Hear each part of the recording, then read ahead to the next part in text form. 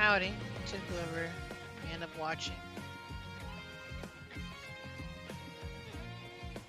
So, today, I had mentioned it in passing before. Figured I'd finally try to get around to it.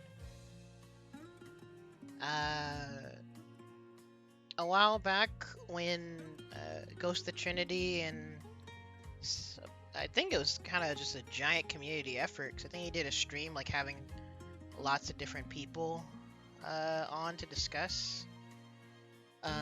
But it was quite a while back. For those that don't know, they came together and they did a community-made matchup chart. They brought together as much people as they could to just talk about pretty much every matchup in the game, try to get representatives for people that main each character. And I think the last time this got looked at was when Gongsun Li came out. But I really liked that everyone had came and did this, because it helped create, or to me at least, it helps create a much more objective tier list for how the collectives see the balance of the game. And in the past I had, well, in general, honestly, for those that know, I take like a whole bunch of notes when I play Sam Show. But in general, I had various thoughts about like the matchups for my characters, matchups for some other characters too. But I figured I'd kind of hold off on trying to give my thoughts on something like this until after Totsu Zenshi. I feel like I've been fairly active. Personally, I feel like I've definitely learned a lot as time has gone on with this game. And so I figured today I would not necessarily just putting my woo and maybe a little bit of Iroha thoughts out there, but actually kind of just see if other people come and chime in on whether they agree or disagree about things, get other people's perspectives on the character when they play against me. How do they feel about the character and the matchups and yada yada. So we could just see what discussion comes up if anyone chimes in. Before I start talking about matchups, I guess I figured I would kind of just talk about the character. Maybe kind of go down memory lane a little bit on how she's changed, how she's been buffed, although it's been a very interesting route when it came to buffing this character. But sure, we can talk about it. So, people that play this game, they know Wu has been considered bottom tier, I'm pretty sure, the entirety that she's been out. I don't know what the opinion was of her early on in the game's life cycle, because those in my local scene, they know I started off as a Shiki main, actually. Even like season 1 Shiki, when she was considered to be like one of the worst in the game. So I don't know what people's initial impressions of her were. I know I saw like some stuff on Twitter where like people were finding out about her, like her setups. Oh dang, she can do a trap in SSM, she does so much damage, stuff like that. Aside from that though, I'm still pretty sure like she wasn't really played a whole lot, because even now she's a character that's not really played that much. And that's why I'm kind of curious, actually, if people's opinion of the character has changed at all. Because for the most part, everyone still considers her like bottom 4, but in a game like this, for me personally, I feel like games like this, like Street Fighter V, like Grand Blue, their balance has all progressed to the point where being low tier in those games doesn't really mean unviability. I think more people are starting to consider the bottom tier characters in this game viable. It's the kind of thing of like, why put in the work for them when the other characters are so much better. I've brought it up before too that there was a little bit of worry that I had with some of the DLC characters. They honestly have kind of power crept her. Characters like Sougetsu and Gongsun honestly do what Wu does, but uh, better in some aspects. But overall, I still consider Wu to be a viable character, if not a decent character. Uh, for context, the main things, as far as I understand, that make her uh, so much harder to win with, uh, she's a zoner in a game with a lot of anti-zoning stuff. There's anti-zoning mechanics in general. You can just defend stuff, get meter. So anytime a zoner throws fireballs at you, they're giving you meter, and there's a decision making there um, in what you're trying to like stall out. Are you trying to bait people? Things like that. Aside from that, this game is a dodge, and now you can running dodge too. Uh, so zoning really just comes down to making people impatient more than like uh, the space control itself. At least for the traditional zoning. Everyone knows though the main thing that makes Wu such a interesting character, if not scary, like a scary in terms of knowledge check, is her trap. Her traditional zoning, like a lot of her normals and other tools, it's very committal. The trap, long startup, but it's what I feel like it's what her game plan centers around, and it's the space control that lets her handle some matchups that she probably would suck at horribly in a traditional zoning sense. Alright, yeah, how do you? For example, a lot of characters that come in and run their mix, uh, if it weren't for this ground control she had, they'd just be able to run her over. Which, that's one of her main weaknesses also, is defensively she can get ran over. But that's part of why I love this character so much. Even though her weaknesses are very apparent, they make sense in terms of her design. She's very much a zoner archetype. She's all about space control and creating either impatience or hesitation from checking people's knowledge. And I imagine most people don't play her because her like basic tools are some of the more committal and harder to use. Like her pokes, decent range for the light ones, but her other pokes, a lot of recovery. She can whiff cancel things, but even all of her specials are high recovery and quite a commitment. That's why you gotta be on point really when you're controlling space with her. You gotta be ready to anti-air. Uh, you gotta be able to call. You gotta be able to recognize and call out patterns. But overall, even like despite the weaknesses and whatnot, I've felt that she has a good toolkit, albeit hard to use. But her toolkit is pretty complete, honestly. She controls space, and you see a lot in matchups too. A lot of what I'm doing is just controlling space to force decisions. I feel like she can actually do that fairly well. But overall, I love Wu. And as I talk about the matchups, you'll get an idea of the thought process I have with her tools and how some characters either shut down her game plan entirely or just make you have to be on point. That's the main thing that makes her weaknesses stand out so much, is that there's a lot of matchups where she has little room for error.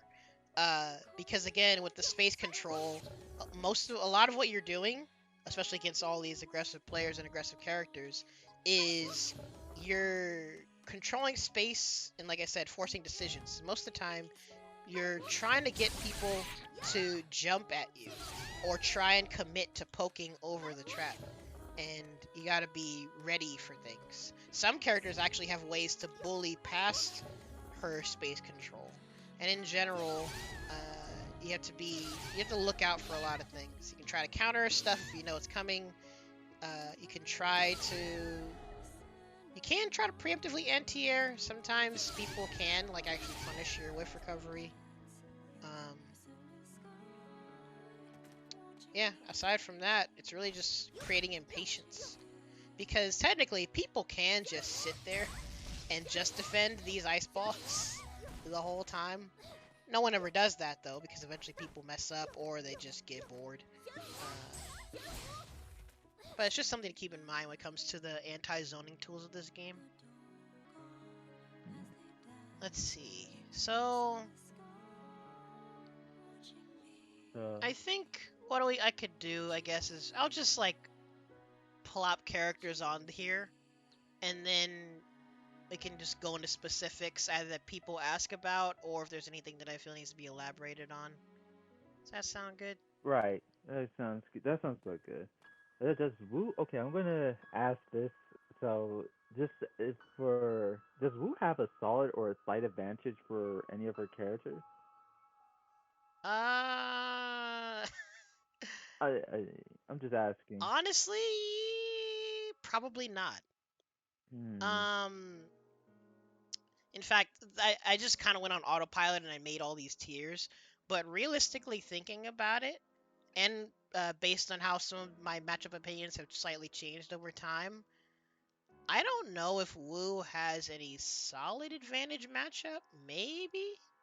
Howdy, Gray Fox. I'm just talking about Uh, slight advantage matchups. That's what I'm asking. I think she has some slight advantage matchups, Okay, yes. then that's fine.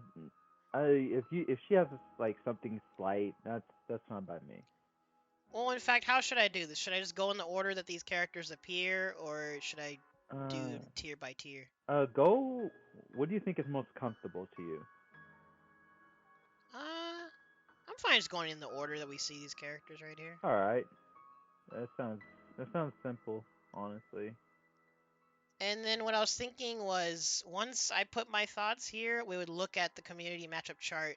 Uh, Technically outdated, but at the same time, I don't know if anyone's opinions have changed. But we could, after I put stuff on here and talk about it, uh, we can look at the matchup chart and see how it compares with what people said. Right. Let me go ahead and get the matchup chart on my. But Let me get the matchup chart right now. Man. yeah, so Gray Fox, I am 99.9% sure that there is no character in this game that she like bodies. I'm pretty sure. Well, I mean, Um, technically, if you have a slight advantage, you technically body somebody. well, no, it's like, because when it comes to it, I guess we could get this out of the way now. When it comes to like advantage or slight advantage, the way I see it is you're evaluating their tools Oh, and you're saying overall they have an advantage or disadvantage, but there's still the possibility of a match going sour yeah. based on whatever specific win conditions your character has to fulfill. Because when I look at advantage or whatever in matchups, I'm mainly looking at their tools and how each character can address the other person's tools, and I guess the feasibility of it too, The only to some extent. I don't think Personally, I don't think execution.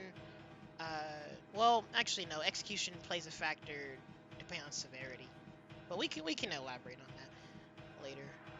I don't think she Um, has any. Besides two characters, I don't think she has anything else that is counter picking. Let's see, Hattori Hanzo. Hmm. Well, when I say counterpicking, I mean like it's terrible for her, and I'm counterpicking. Yeah, I know. That's what I'm saying. Like, I don't think she, besides two characters, in my opinion. There's a couple matchups that might go in that category, maybe. I'll see if we get around to it. Right. But Heteri Hand Soap.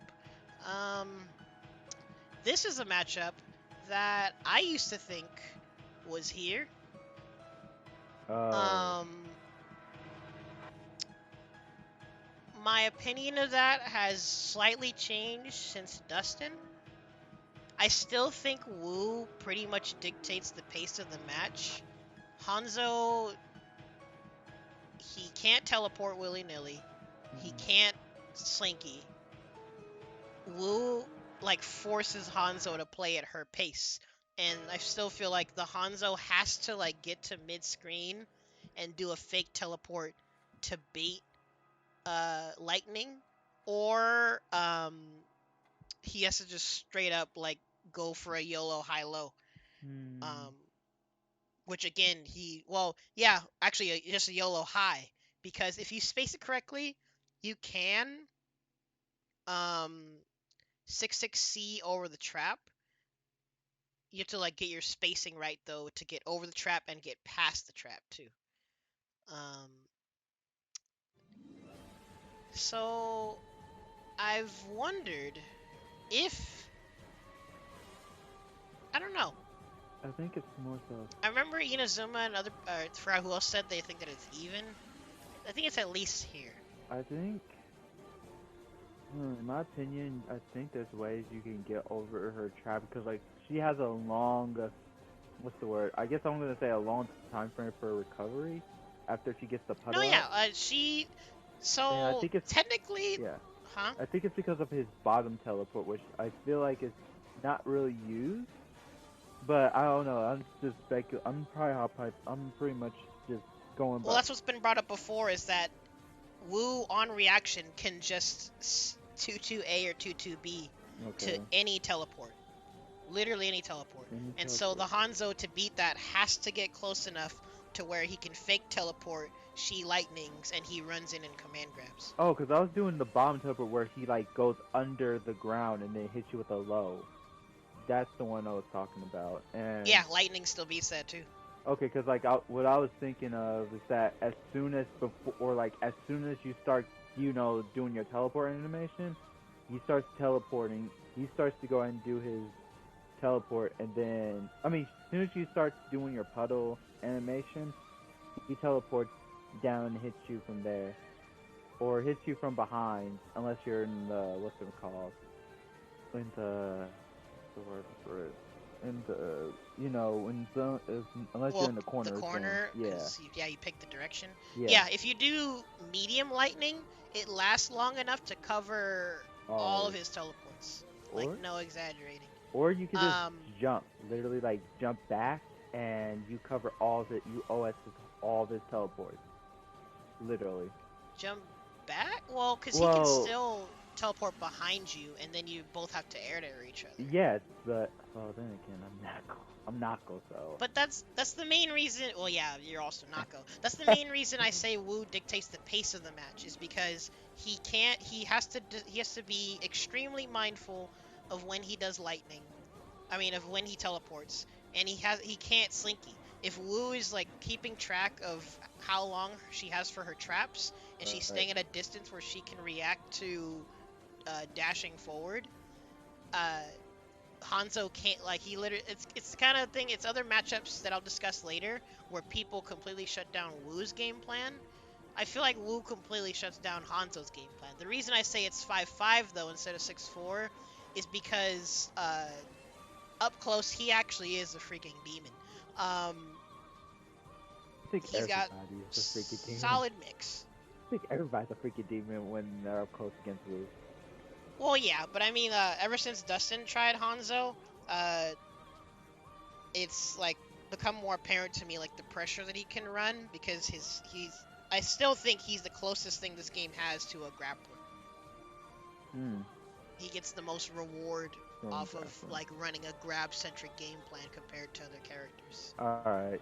I kind of see your point. I'm just saying, like, I feel like if he has to time his he has to really time his teleports just to get to Wu, in my opinion. Yeah, It's there's like probably matches that were saved from either WNF or maybe other tourneys where you see, or maybe actually the session streams where Dustin, he will, in fact, I could try to demonstrate if you want. Dustin, he'll be like basically full screen. He'll fake teleport. I do lightning. He dashes up a little bit. He does fake teleport again. I do lightning. He inches closer. Because anytime a Hanzo is full screen, decides to commit to trying to teleport in, be it an attack one or just the airborne one, you're probably getting hit by lightning. Unless the Wu already committed to like an ice ball or something. and that's for So I can see why they would say it's even. I could kind of see why they say it's even, but all right. I feel like it'd be even if he had an easier time bullying his way in, like other characters that I will bring up soon.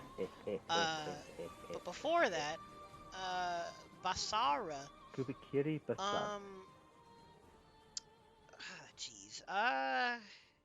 Honestly, This is another matchup where my opinion has kind of shifted because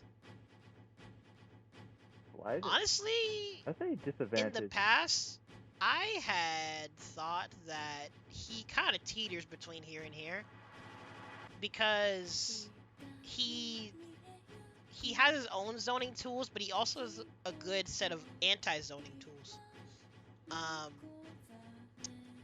But I don't think it's as bad as I used to think. He also can go. He also could just hit you through like from. He also has the range where he could just like hit you from puddle, and you'll be like, oh. Yeah. So if I were to summarize it, he can basically ignore the puddle.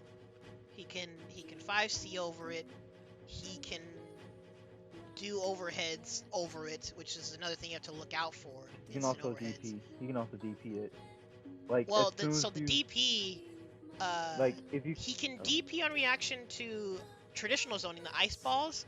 But this is why I don't know if you've noticed whenever I play Phantom or Chie, if a Wu always leaves a trap in front of her, he can't DP. That's what I was trying to say. Unless it'll close up the game. I was trying to say like if you're committed to like not a far puddle to a close puddle, you're gonna get screwed over. So I say it's a slight to solid disadvantage. It's because aside from that, the other thing that makes this matchup so scary is just his mix. I don't know. No one ever really seems to bring up like Basara actually is pretty scary up close. Oh, okay. On recoil, he kind of screws himself over, but he's got a solid high-low game. He has the mirages that, honestly, you kind of do have to respect. There's some characters that if you're close enough, you can just like dash up and hit him for it. But this is Wu we're talking about. Hold on, I'm gonna make a tier list maker for all the old matchup charts for Wu for a second. Oh. Yeah, I got the matchup chart, so I can just do that. Let me see.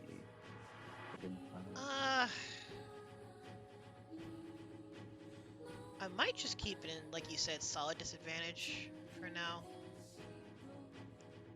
Because Basara kind of does shut down a lot of what Wu wants to do. Right. And when he gets in, it's torturous. Yeah, I'll keep it in. I've felt lately that I don't know if it's bad enough to where she needs to rely on a counter pick, but you definitely gotta work in that matchup. Got some work. Who's next? So I agree with you. I'll leave it in 4-6 for now. Haohmaru. Haohmaru. Haohmaru. So I kind of want to get this out of the way now. Haohmaru and Darli are two matchups that I've always looked at pretty similarly because of how the matchup dynamic goes. When it comes to the zoning, Haohmaru you really just handle it the same as Jubei. But the reason I think of Haohmaru and Darli in similar lights when it comes to matchup is because of the punishes. Uh, Initially, I had always felt that these matchups were dead even.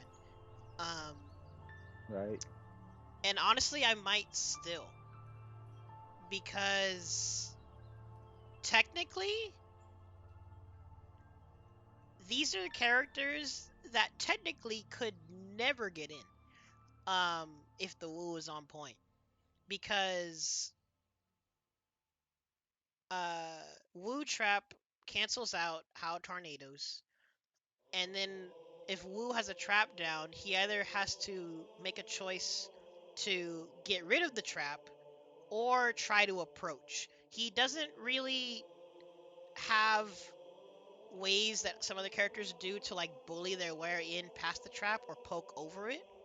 The only thing he can really do is actually I don't even know if he can space over trap like Jubei can. You know what? I'm gonna test that while I'm thinking. But the only other thing that Hao really does is he has his overhead flip, Right. which is Oh, a big earthquake slice. commitment in itself. Yeah, but let's see if he has the Jubei privilege. Side advantage, and then there's side Um, the disadvantage. main reason though that I've thought that maybe these matchups go down to here is because of the damage. Um, and also because these are characters that once they're in rage, Wu can't really. Well, when Hao's in rage, Wu can't do anything technically. You can test people's reactions, maybe still throw a fireball or trap, Right. but if the Hao is uh, like if the Hao is approaching and they're being aware, they can weapon flip Wu's zoning on reaction. It's quite scary. Um, so maybe I'll keep Hao here at least. Because like I mentioned before, let me see if I can time this. But basically, what I was getting at with both Hao and Darli is Wu has the tools to make sure they actually never get in. The problem is the moment you mess up one anti-air, half your life is just gone. Um, and that's the scary risk factor in it. And Hao at least has one way to bully his way in over the traps. And I think Darli might be able to pull a Nako and do heavy surf on reaction to trap placement? Maybe. I feel like it's been done to me, but I don't know if it was legit or not. But I feel like they go here mainly off of damage. Okay, hold on. Let's see. Warden, Warden, and Kyoshiro. Yeah, alright, he's got the Jubei privilege. He can at least poke over this. Actually, it's not quite the Jubei privilege, Yeah, because if I can demonstrate it later, Jubei can actually poke over the trap and set it off without getting hit. It's quite wild. And also Jubei's poke is a lot faster. It's like a snap on the fingers compared to Haohmaru's, where it's like a delayed snap. Jubei has very good pokes. Yeah, his pokes are like. Haohmaru's like, yes, to poke with once or not. Jubei's is like, I am Yamato Musashi. Which is kind of an interesting segue because I have a hard time putting Jubei anywhere below even. Also, I just realized, I'm sorry, I wasn't even showing y'all the freaking demonstration. Wouldn't be wrong. Why didn't y'all tell me I had the thing off? In case you wanted to see it. how indeed can poke over it. He doesn't set it off like Jubei does, but he can at least do something. Aside from that, How does have his overhead as an option. So hold on, let me turn my music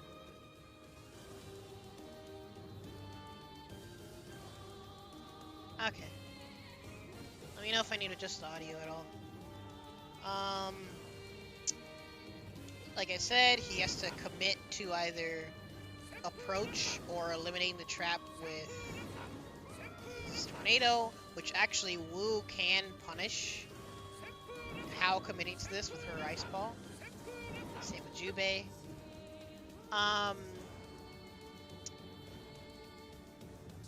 As for Jubei, I really feel like the matchup's even. Because Jubei can ignore the traps, but at the same time, Jubei can't really zone because of the traps. And Wu has all she needs to keep him out and anti-air him. You just have to be aware of when a Jubei may want to like jump in, or when they'll just want to poke or run up and grab in the middle of your trap placement. But I feel like Jubei doesn't really bully like the way other people get in. Well, he does have. He's got a really good overhead, but wait, what? He does have a good overhead. Yeah, his jump. I think his jump B is it the one where he pokes downward. I think it's also really good. That's his jump A. I think his jump A and jump B are actually the same. Yeah, so they're pretty good. They're pretty good They're pretty good answers. He also has a good. He also has a counter as well, like the Wu does. So yeah, that's the thing. We never see Jubei's go for counter, but I think it's a much tighter window. Actually, let me double check. yeah, I think it is. Frame data. Because once, if you try jumping and you have someone who has a really good, I don't know, it's rare, but if they really catch you, like doing one instantly, or like they catch you with a good timing, that's, I think, half your health. Or like it does a lot of damage. I mean, in this matchup, it wouldn't really matter at all because Wu's not the aggressor. But it is a tool that Jubei does have that if people are more on point about using it, it would have to be respected. Well, it's like if you slip and you're like, oh, I'm just gonna jump over him, and then someone catches them slipping, yeah, you're gonna. Oh, wait a minute. Let me see. His low parry is frame 8. Oh wait, that's actually a bigger parry window than I expected. I don't think people can see that. See what you're doing. His low parry is frame 8, and it has 10 active frames. His upper and middle parries are frame 6. His upper parry has the most active frames, though. What's Wu's counter frame data? Dude, I have to find where all my Wu's is also frame 8. I don't know how active Wu's is, though. I don't know. Either way, for me personally, maybe it's just because it's a matchup that I'm so used to, having played it so much because of Matlock in my region, and facing Maki and Tourney all the time. This is a matchup I really feel like is dead even. Jubei's got the pokes. If Wu loses the life lead and has to aggress, Jubei actually can do a pretty good job of keeping her away. He can just up back, jump B, he can poke on the ground. He actually is, yeah, his pokes are solid. But at the same time, I really feel like Wu can keep him out if the Wu is on point. Yashamaru.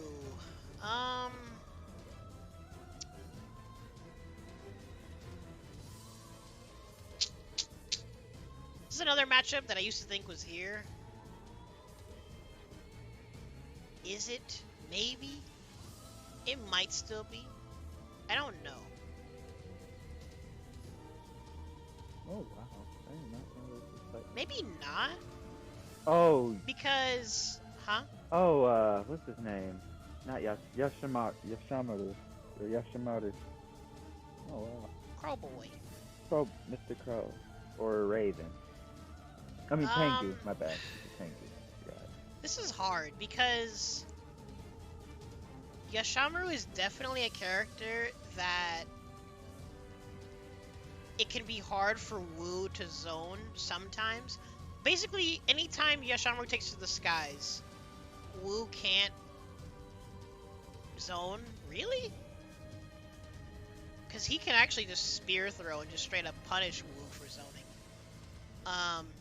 And when it comes to Wu policing the sky, she has options to police the sky, but Yashamaru can maneuver around them. Right.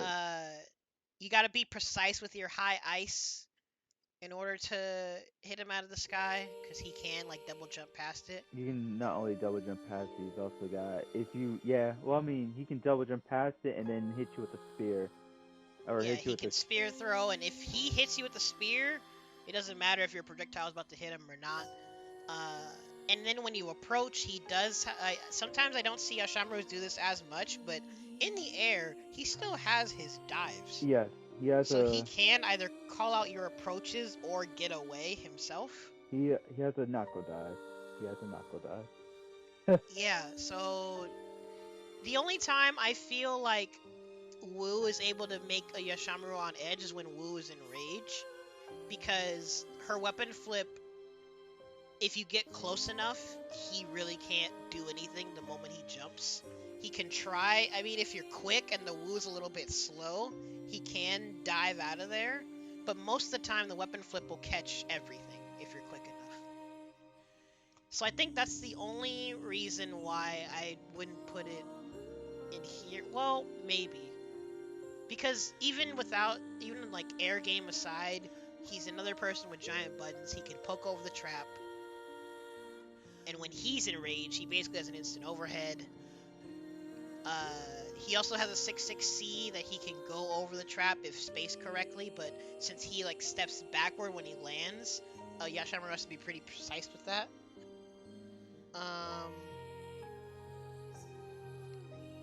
This is a hard call because for me, I've become more comfortable with this matchup, but realistically, this is a matchup where I would probably just play Iroha instead.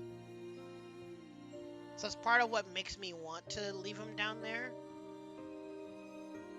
Honestly, I would say you have some tools that you could, if you hit him with the ice ball, you should be fine as long as you got the ice balls and everything. And if you keep yourself on if you still have the puddle, he still has to respect the puddle as well. So. Well, that's the other thing is, rather than putting the puddle mid-screen and trying to force approaches like you do with other characters, because he can just poke over them or just jump. What I like to do instead, unless I'm feeling like bold, I leave the trap just right in front of me, and then I just try to zone and get him to commit to sloppy jump stuff. Because hold on, yeah, go ahead. Let me hear you finish first. Well, because the moment the Yashamaru commits to approaching you, the close trap is a threat.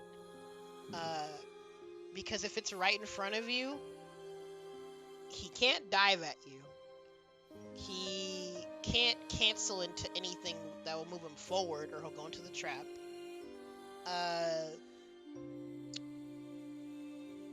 Yeah, and since he doesn't have any way of zoning,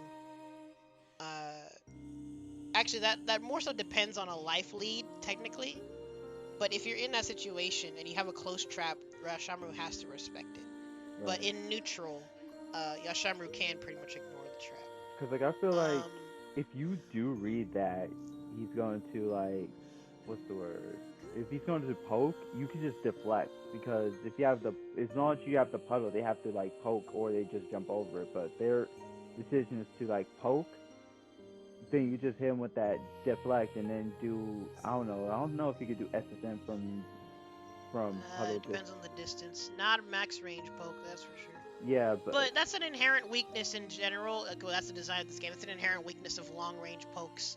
Is the risk of deflect is there for majority of the... Well, some characters have really fast pokes that you're basically just making a guess when you try to deflect them. Right. But it is an option, and it is something that the player has to be mindful of.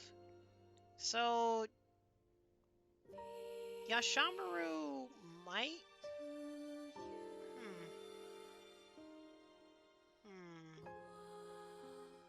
I mean, I would say solid, but if you think that it would be something where you think Wu would be obsolete, I mean not obsolete, but god dang, I'm doing poor with my words today. Well, cause like I said, when Yashamaru's in the sky, Yeah, you gotta Wu respect. can't really do her stuff. She has to already have it down ahead of time. Right. And when a Yashamaru jumps up and does spear throw and Wu runs forward, that's like a whole multi-layer thing. Honestly, I don't think that's just a Wu thing. I think that applies to most of the cast. Anyone with an anti-air option, that applies to the whole cast. Right. So maybe it is just solid disadvantage. I don't know. There will be some matchups in here where there's solid disadvantage and I counterpick just out of comfort, but that could be something that could be discussed later too. Charlotte. Ooh. Another matchup that I played a whole lot. Darli got nerfed. I actually looked at this matchup very similarly to Darli, how Jubei also, but I feel like she's kind of in the even spot too. Actually, maybe, because she is actually a bit harder to anti-air, because her jump is so fast. But initially, I'm thinking it's probably even. As of right now? Yeah, for now, because she can't, like, Charlotte can't outzone Wu. Actually, yeah, Charlotte's one of the only characters that Wu actually wholeheartedly outzones. Because Tri-Slash has some startup. Yeah, it has startup, and then, I mean, you still got the pokes, like violent yeah, lunge. she has the pokes. Bayonet lunge, actually, something that I've been trying to work on in the past, was when you're, like, from mid approaching on full screen, I actually look out for it and I do counter. Okay. So doing heavy bayonet lunge against Wu actually carries risk, at least in my book. But the poke privilege is still there. But this is a matchup where I feel like Wu really can just leave either a close trap or a mid-screen trap if you're trying to make sure you don't corner yourself. Right. And the Charlotte eventually has to either commit to a riskier poke or just try to get in, like Jubei. So I feel like it'd be even. Maybe it's even. So, I think it's at least even. Even to slight disadvantage. Slight disadvantage, you'd say? Yeah, slight disadvantage. Because, like, I still think she's still dense with her pokes. I think her pokes and, like, her jump, like, her awkward jump, rank, her jump arc and everything, she's still someone that she's still someone where you take caution, though.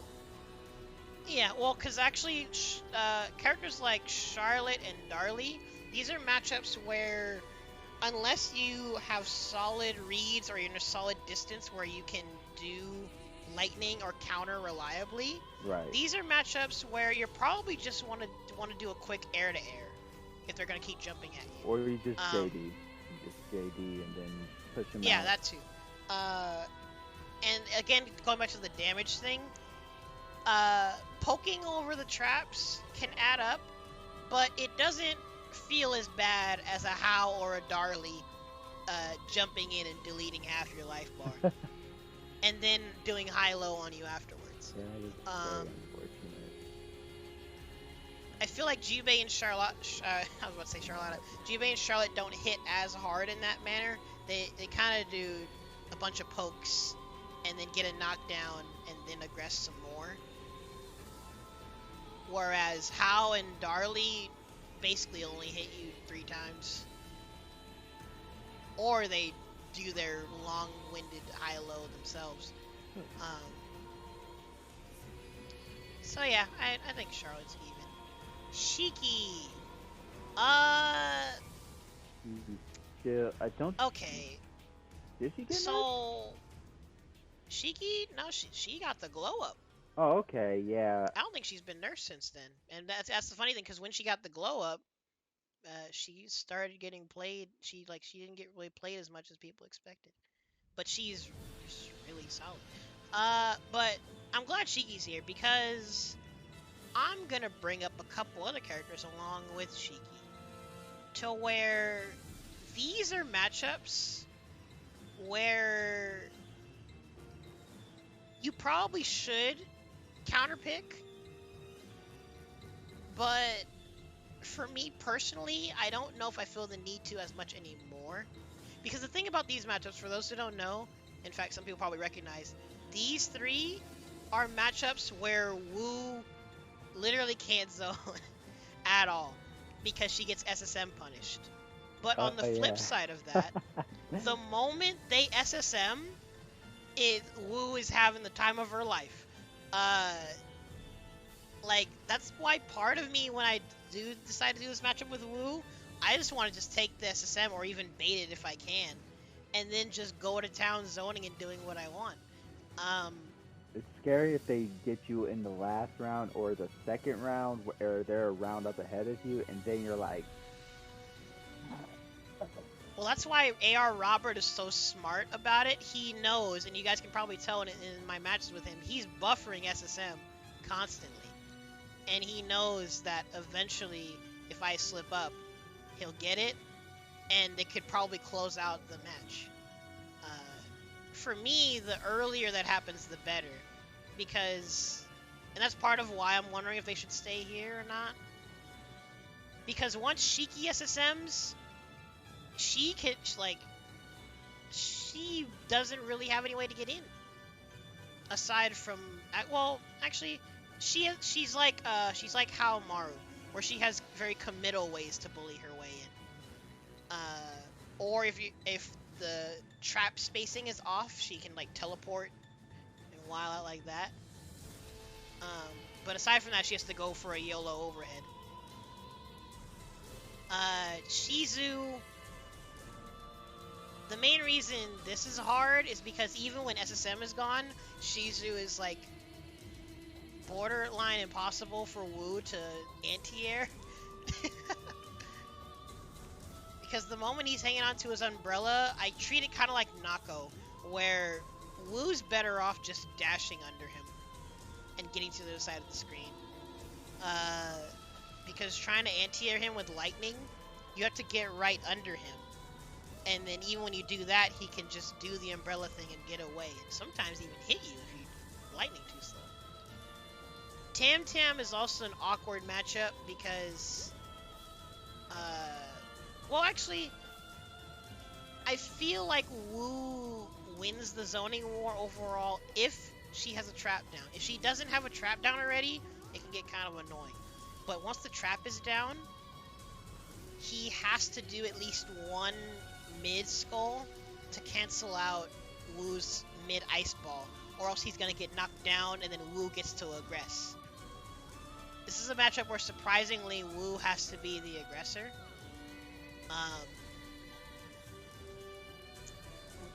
Tam Tam can poke over the traps though. It can be, and actually he doesn't have to, like other characters, he doesn't have to do a mid poke that can be deflected. His 2C goes over the traps. It's quite big. But there's some stuff that I've labbed with the matchup that I think helps Wu deal with him up close a little bit. But either way, I think it's safe to say that these three kind of have to be in this tier. You can pick Wu, but it's probably a bad idea, if I'm being honest. For Shizu, I kind of just tough it out because I personally don't know how to handle the matchup better as Iroha.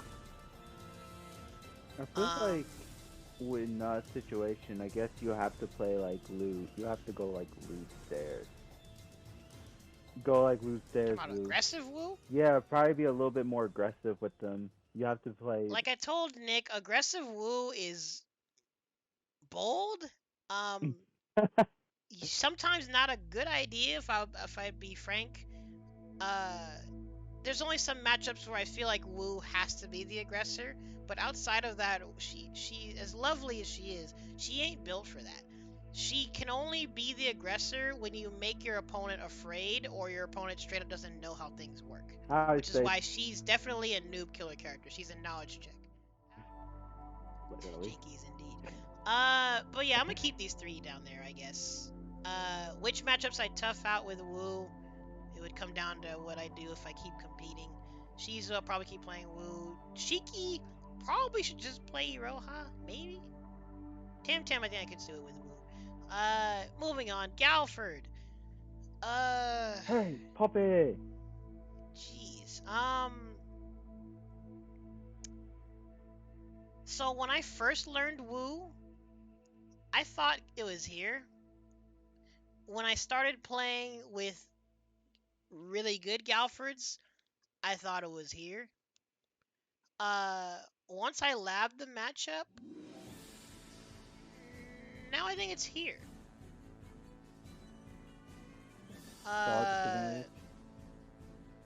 Yeah, because now that I know how to deal with Poppy better, not just actually the funny thing is I learned the matchup from playing Iroha, but I applied some of those things with Wu, and now I think the matchup's not as bad. Because the first thing I noticed in this matchup is Galford players don't care about Poppy's well-being. They will just send Poppy into danger and don't care what happens to her. Wu's job is to leave a trap, and then here's what's gonna happen. In fact, I feel like Wu shouldn't even really bother approaching unless she gets a knockdown. She can just hang back, set a close trap, and then either the Galford's gonna call Poppy, or they're gonna keep zoning with kunais. And Wu, as long as you're like on point, she can actually reflect the kunais. And if he does heavy kunai, he actually gets hit. But Galford, I mean, I don't know if anyone really struggles with the matchup right now, but if anyone's curious, Galford, what you want to do, if you don't have a way to control the ground and keep Poppy at bay with like fireballs or whatever, you want to stay. In fact, let me just share my screen real quick. Okay, because I'll be honest with you, I've had a hard time with Galford ever since the beginning of Sam Show. For as long as I remember, he's been a thorn. He's been hard for me to beat. And me and Dasan, I was asking Dasan for help because like I was having a rough time fighting him in on Steam Sam Show, trying to rank up. So I asked him how to fight with as Nako, and he just told me be patient, stay on bird. So I mean, if you have the tools, you can try to outlame Galford, but Galford is honestly a really well-rounded character, and he has the freedom to aggress or be ultra lame. yeah. So if you want, I could try to summarize my game plan against him now. Alright. Even disregarding the usage of trap, I feel like these basic things apply. So let me record some stuff with Galford. Okay, so we got hi Poppy.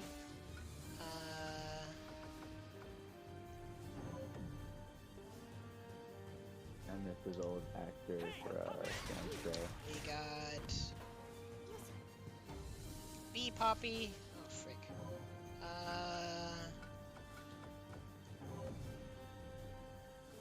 We got Kunai.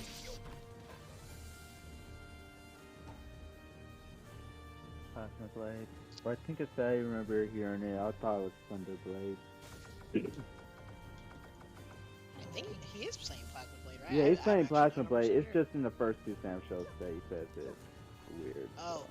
Okay, so I didn't do the whole teleport mix that Tao usually does against like people like that he wants to knowledge check, but this still applies because part of why I lab this stuff is to figure out what choices cover those possibilities. Right. So what you want to do is you can stay this distance. What the frick? Which recording is that? if you stay at this range, if he calls ground Poppy, you're at a range where you can either fireball or poke Poppy on reaction. And you can wait to see if it's ground Poppy, and if it's not, I messed up. If it's not, if your back is against the wall, you can actually do a dash forward. I should probably get rid of that recording. If you dash forward, Poppy will miss. Right. And if he teleports, he will also miss. Usually. Either way, you want to dash forward. If your back is against the wall, you want to dash forward a bit to eliminate that threat of Poppy. And then here, the Galford will maybe teleport, or they'll dash up and do high-low, or they'll dash up and grab. But this is a range where you can dash forward, you don't have to worry about Poppy, and now you can watch Galford to see what he's going to do. Alright. So, second question. And if... Oh, go ahead. Yeah? Second question. Oh. What if he does the Poppy teleport and then into Plasma Blade? What do you do then? Wait, Poppy... And then Plasma As in, Blade. he teleports and then Plasma Blades? No, yeah, Poppy teleports, you know, does the teleport, and then you could... Oh, you mean, so high Poppy and he does Plasma Blade? Yeah. So... Let me record that real quick.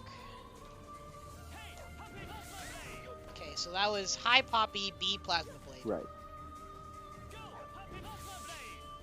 Poppy missed.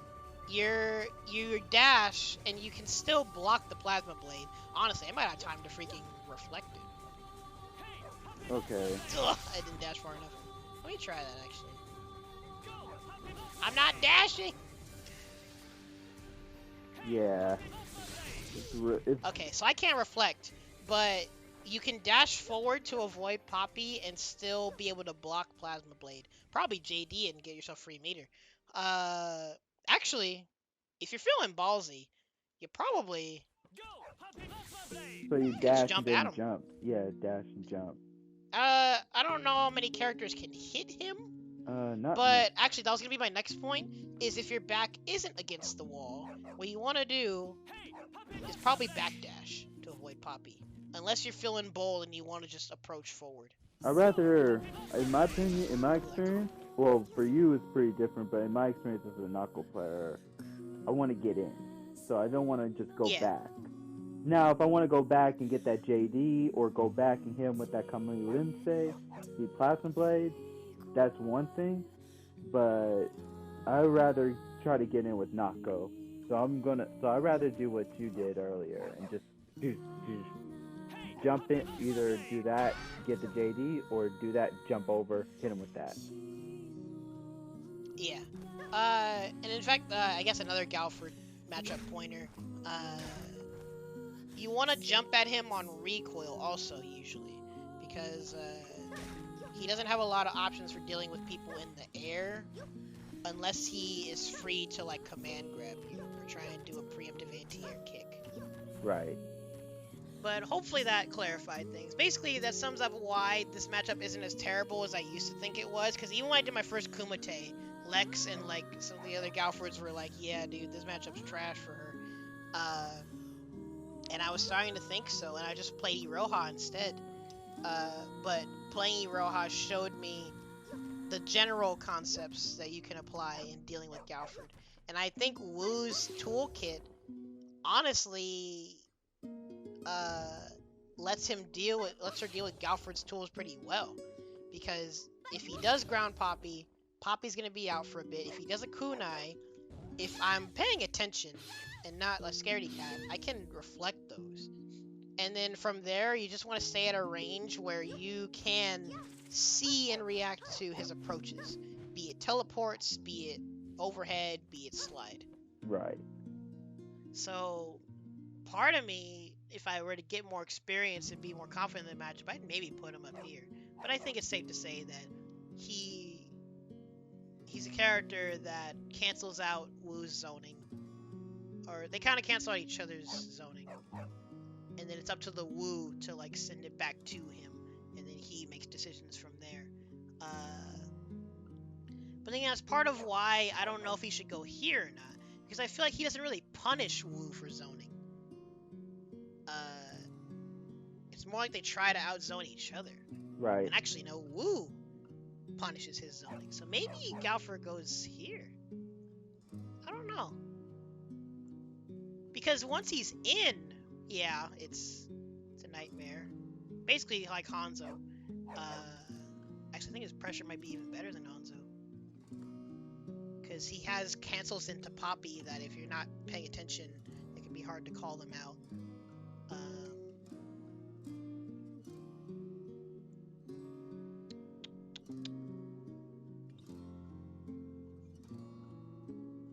Maybe I shouldn't be... I don't know. I'll put him next to Darli for now. I would say, yeah, around where Darli, how to like solid disadvantage. So I don't know. Season 3 is a lot different from season 2. So yeah, that's why. Because I'm definitely not as scared of Galford as I used to be. And again, if the Wu is on point and is aware of the options that can come, she can negate Poppy. And actually, that's something else that we can test right now. It's something that I've been curious about. Also,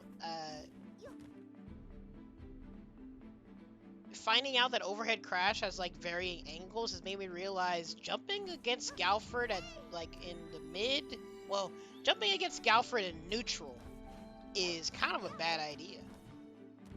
Because overhead crash can actually hit you out of the air if Poppy bounces back.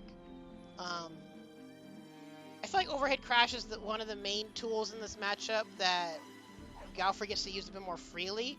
Because you can't hit... Poppy's actually invincible during overhead crash. wait, try doing so overhead. You can't... Oh my bad. Try doing overhead crash. What about it? So where? Let's see, cause like you could jump over overhead crash if you try to jump to the middle. You can try because he has 3 different angles. Oh shoot! I forgot about that. Yeah. I did not know about this. This is why. This is the main reason that playing Iroha in this matchup doesn't feel as easy to me anymore, or as easier to me anymore, because he actually, at full screen like this, he actually can police the sky. Yo. Those 3 angles, it feels like Uni Eltnum, where you're actually covering good angles. I forgot that all can be about hard that. to maneuver around. Okay. But when it comes to Wu, the main thing that I had been thinking about, which I never tested, is if I'm close enough, can I dash in on reaction? Oh frick! Actually, she can't guard point it. What? Oh, she can't guard point? So if you're like here, Galford shouldn't be doing overhead crash because they're gonna get punished. But like here, she can't guard point it. So... Oh yeah, because it's going up. You have to do it on the descent. Oh, you're not even on descent. Wow. Yeah, I'm trying to even do it preemptively. And she's still getting hit. Yeah, she can't guard point overhead crash. Yeah, so you have to respect it from that distance. So that's the one tool that I think Galford kind of like, if Galford's least committal tool that doesn't put Poppy at risk is doing overhead crash, and Wu kind of just has to like inch her way forward to make sure she doesn't get cornered. You would pretty much need like a, what's the word? If you really want to beat overhead crash, you would need to be like someone with like a ninja who has the double jump, who has the wall jump, or you have to have teleports if they're committing like that. Yeah, teleport can teleport. Anyone who has a wall jump or a double jump to beat that. Otherwise, yeah, that trade is not worth it actually. Oh, sweet. I mean, it is if you're like way ahead of them and they're like yeah, if you have a severe life lead, yeah. But in terms of damage, nah, that's the game. He's actually doing a big chunk more damage. Oh, and that's with you in rage too. That is unfortunate. Yeah, so that's why I never really try to contest overhead crash. I just lay another trap to call out if he's gonna try to approach. Um, next, Kyoshiro. Yoshitora. Me and Sugar Bear talked about it a little bit. Uh, It was during that. It was during the beginning in the Mina lobby, wasn't it? You guys were having that long set. yeah, I actually had contemplated that this might be like Hanzo, but I think Sugar Bear has figured out like the tools Kyoshiro has to like get past Wu's space control, because he's another character that can poke over the traps, he can 660 over the traps, he can command grab over the traps, and he's actually fast enough to dash up and grab her on reaction to laying traps. So I might consider this even maybe slight disadvantage now, with the knowledge Sugar Bear has. Maybe. Actually, I don't know, I'll keep it even for now. Kyoshiro can't really zone.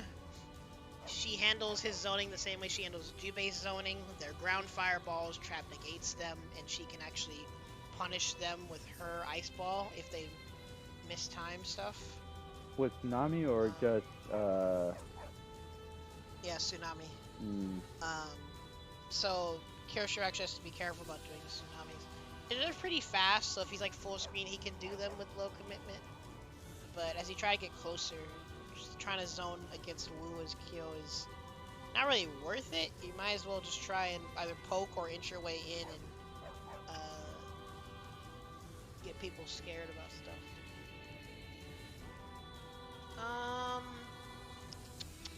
Earthquake. Oh boy. Okay, yeah, that's still to this day a rough matchup for Wu. This matchup is terrible for Wu. It's kind of ironic. Okay, it's kind of ironic because the matchup that you put on Solid Defense for Basara is basically the counter pick for what you consider the counter pick for Wu. Earthquake has the Basara is the counter pick for Earthquake, literally. It makes sense because, well, I thought about these matchups in semi-similar manners in terms of like how they can just completely ignore traps. But Wu at least has some ways where she can try to either police Basara tendencies or bait them into committing to something.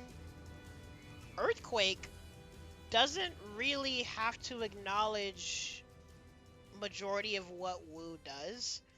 I have realized though that she can basically always do high ice ball, and either he'll block it or he'll maybe jump past it. Because in fact, I might as well go and demonstrate this. Actually, I can demonstrate two of the reasons that this matchup is even more worse for her now than it used to be. Because I'm pretty sure it's something that still hasn't been addressed because SNK hates me. Wait, what's the thing that hasn't been addressed? So I guess I'll show that first. Do you recall a certain clip that I put on my Twitch a while back? I do not recall. It's been a long time. Oh boy, you're in for a freaking adventure. Oh man, is it you against Master paper, Belmont? Well, it's something that I found out while labbing her new link confirms. But real quick, it's one thing that I thought wasn't as bad before. I feel like it's not as bad as I thought before. Is she can just high ice. Oh wait, I thought I fixed. Yeah, he just saw. Yeah, there we go. Sorry. Howdy. So actually, let me set him to make sure. Yeah. So actually, he can do it now. So he has to crouch to avoid high ice. So in this matchup, if I were to tough it out with Wu, I would just throw a bunch of high ice. Keep it close trap in case he teleports, and just high ice punch. Actually, is it close trap or mid trap? I forgot. Hold on. Yeah, it's mid trap. So if you are a bold enough Wu to try and fight him, you can set mid trap, high ice punch, and then if he jumps, he might get hit. He actually he can his wall jump can avoid this. Earthquake is someone you should not mess with in the air. You really should take your time. Yeah, I mean, we got 2 birds in the game, but honestly, I think Earthquake is one of the most. Can't you just use lightning in that case? No, wait, hold on. No, because Earthquake is one of the hardest characters to anti-air. Because he has really fast, downward angled jump buttons. Even anti-airing as Iroha is hard. So against his jumps, I don't even know what I do, honestly. I think I just try to air him, which is hard itself. Does he block the ice ball? Does he high block? Oh, if he crouch, I'm pretty sure he crouches under it. I think. Let's double check. Yeah, because when he was crouching, it was missing. Yeah. If he stands up, he blocks this. So if an Earthquake wants to avoid this, they either need to be crouched and fish for 2C, or they're going to be jumping constantly. Which, like I said, poses its own problem, though, because anti-airing him is mad hard. Even trying to do lightning or counter requires a read, really. Because doing it on reaction to his jumps is too fast.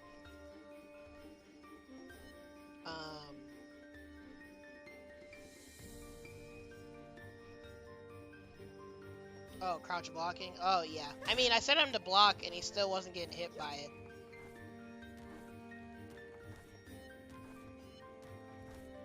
So I'm pretty sure it whiffs. Yeah. So, like we've mentioned, Earthquake has big buttons. He can just poke over trap. He doesn't have to care about it. He actually can teleport on reaction to lose zoning, but that's why you need to leave a medium trap, so at least there's a trade. Up close, he's scary, because he's got a command grab and fairly fast pokes. But the one thing that still hasn't been freaking addressed, do you notice something here?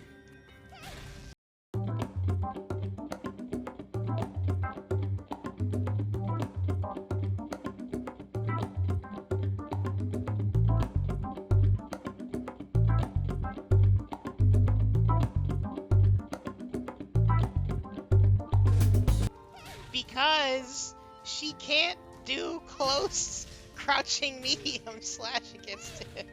What? That's a bug. So that new link that she can do anywhere on the screen with her close crouching heavy, she literally can't do it to him because she can't do close medium. I had to look at the total damage. I'm like, actually, she can't do close mediums in general.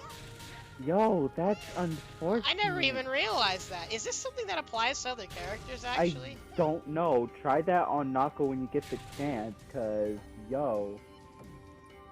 See, I just noticed that she can't do close crouching medium, but she can't do close mediums in general, which, for those who don't know, she has to link close crouching medium off of her close 2C. But let's see if this is a universal thing. If this is a universal thing, it makes me question if it's intentional or not. Because I wouldn't know if this has been something that's been an issue in the game forever.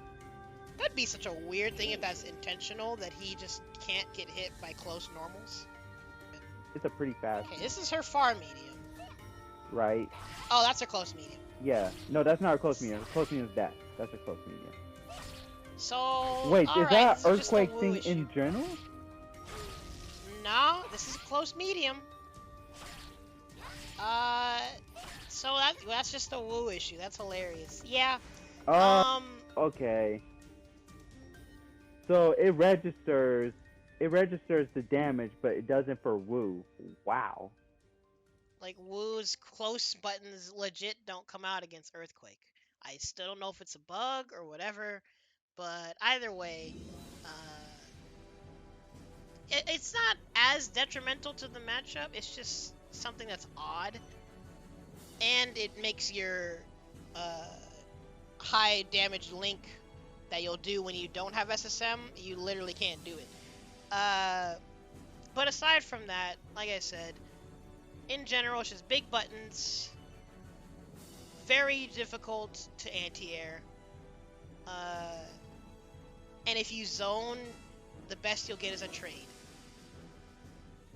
So, in fact, let me put it here, because at least these characters, once they SSM, it's party time for Wu, kind of. She can at least do stuff. Earthquake is probably one of her worst matchups in the entire game. It's no bueno. I 100% pick Iroha.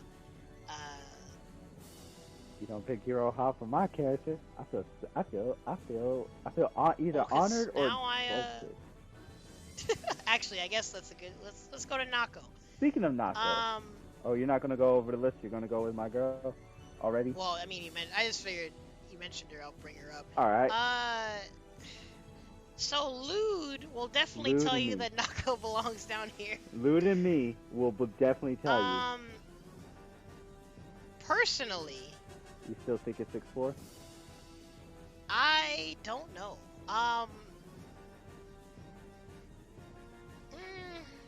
Actually, I shouldn't be overconfident. This is a matchup where you probably counterpicking. Should counterpick. In fact, let me rename this. No, hold on. If you want to do one, try to add a roll, and then just say, should I counterpick?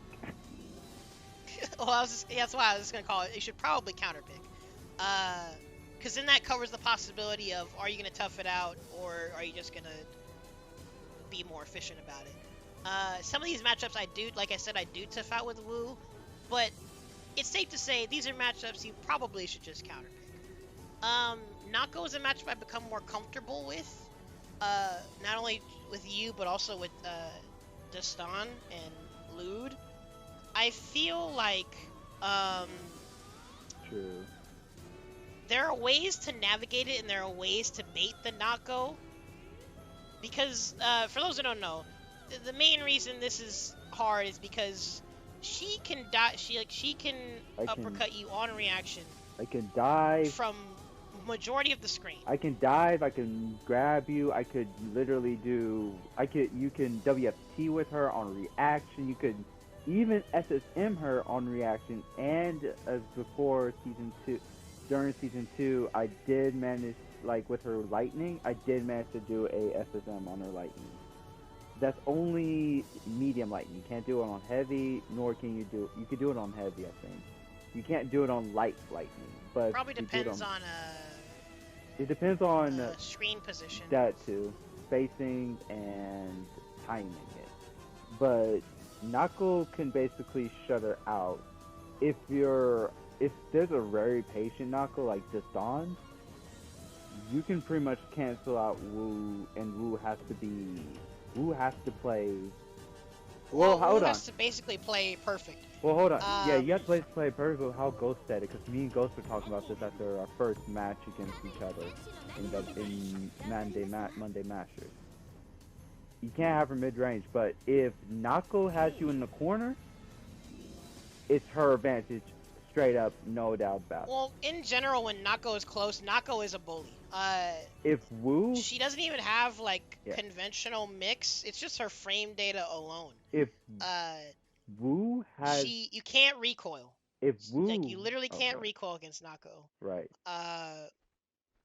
And, wait, go ahead. If Wu... I'm sorry if I cut you out all those times. If Wu gets Nako into the corner, she basically has the advantage.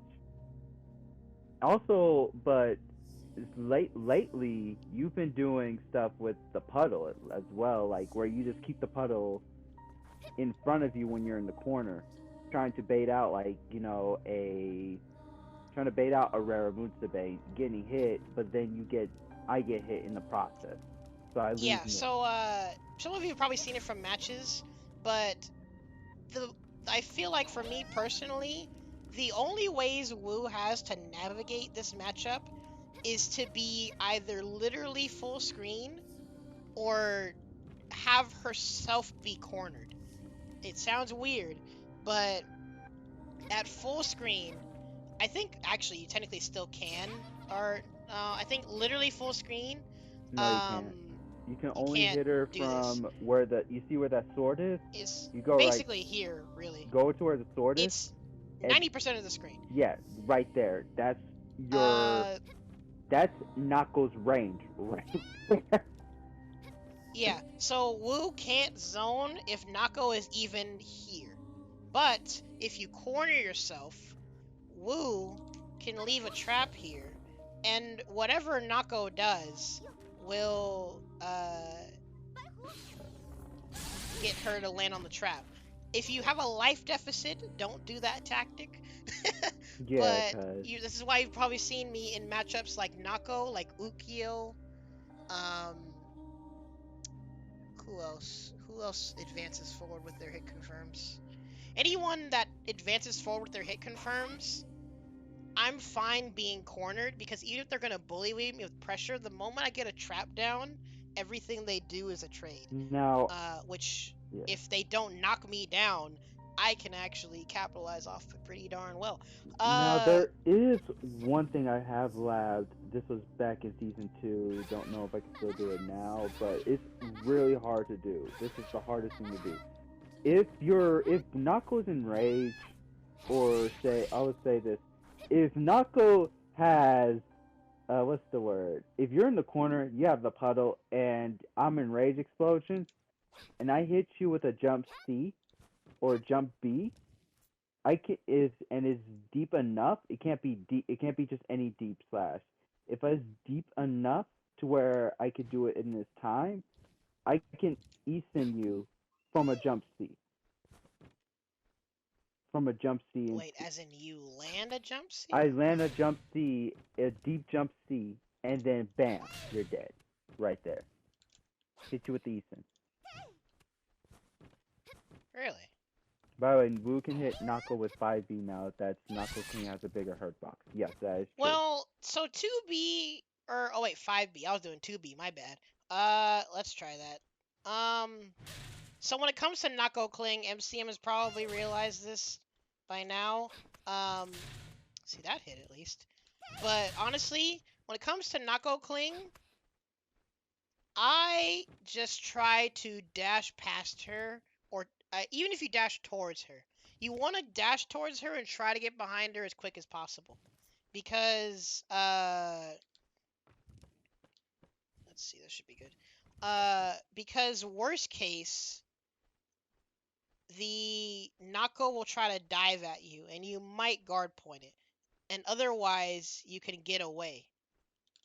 You talk about corner. He's talking about King is talking about corner clean cancel pressure. Corner cling pressure. Yeah. So in the corner, you probably don't want to do 5B. You want to do 2B. 2B or 2C. Is that it? Is that 2C? Well, 2C is the sweep. Oh, okay, my bad. So typically, if you want to get people out of the sky, you want to either get out of the corner, or you're just gonna do 2B. Because if they're close enough, you'll maybe get the guard point. By the way, side note as a Wu, don't try to rely on this guard point.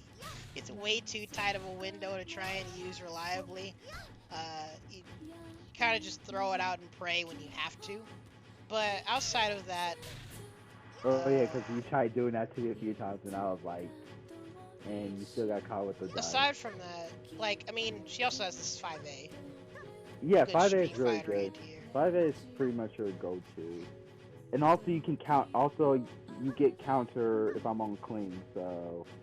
But if you throw that weapon when I'm doing, clean C, yeah, you gotta be careful, because, if I'm not in there, if I'm not on the bird already, yeah, you could do that. But if I'm on the bird, try to do it. Yeah, you want to do it like squeeze it in between her clean feet, but Oh, well, I mean, so when Nakos do cling pressure, I would hope they don't just stay here and do this, because there are gaps.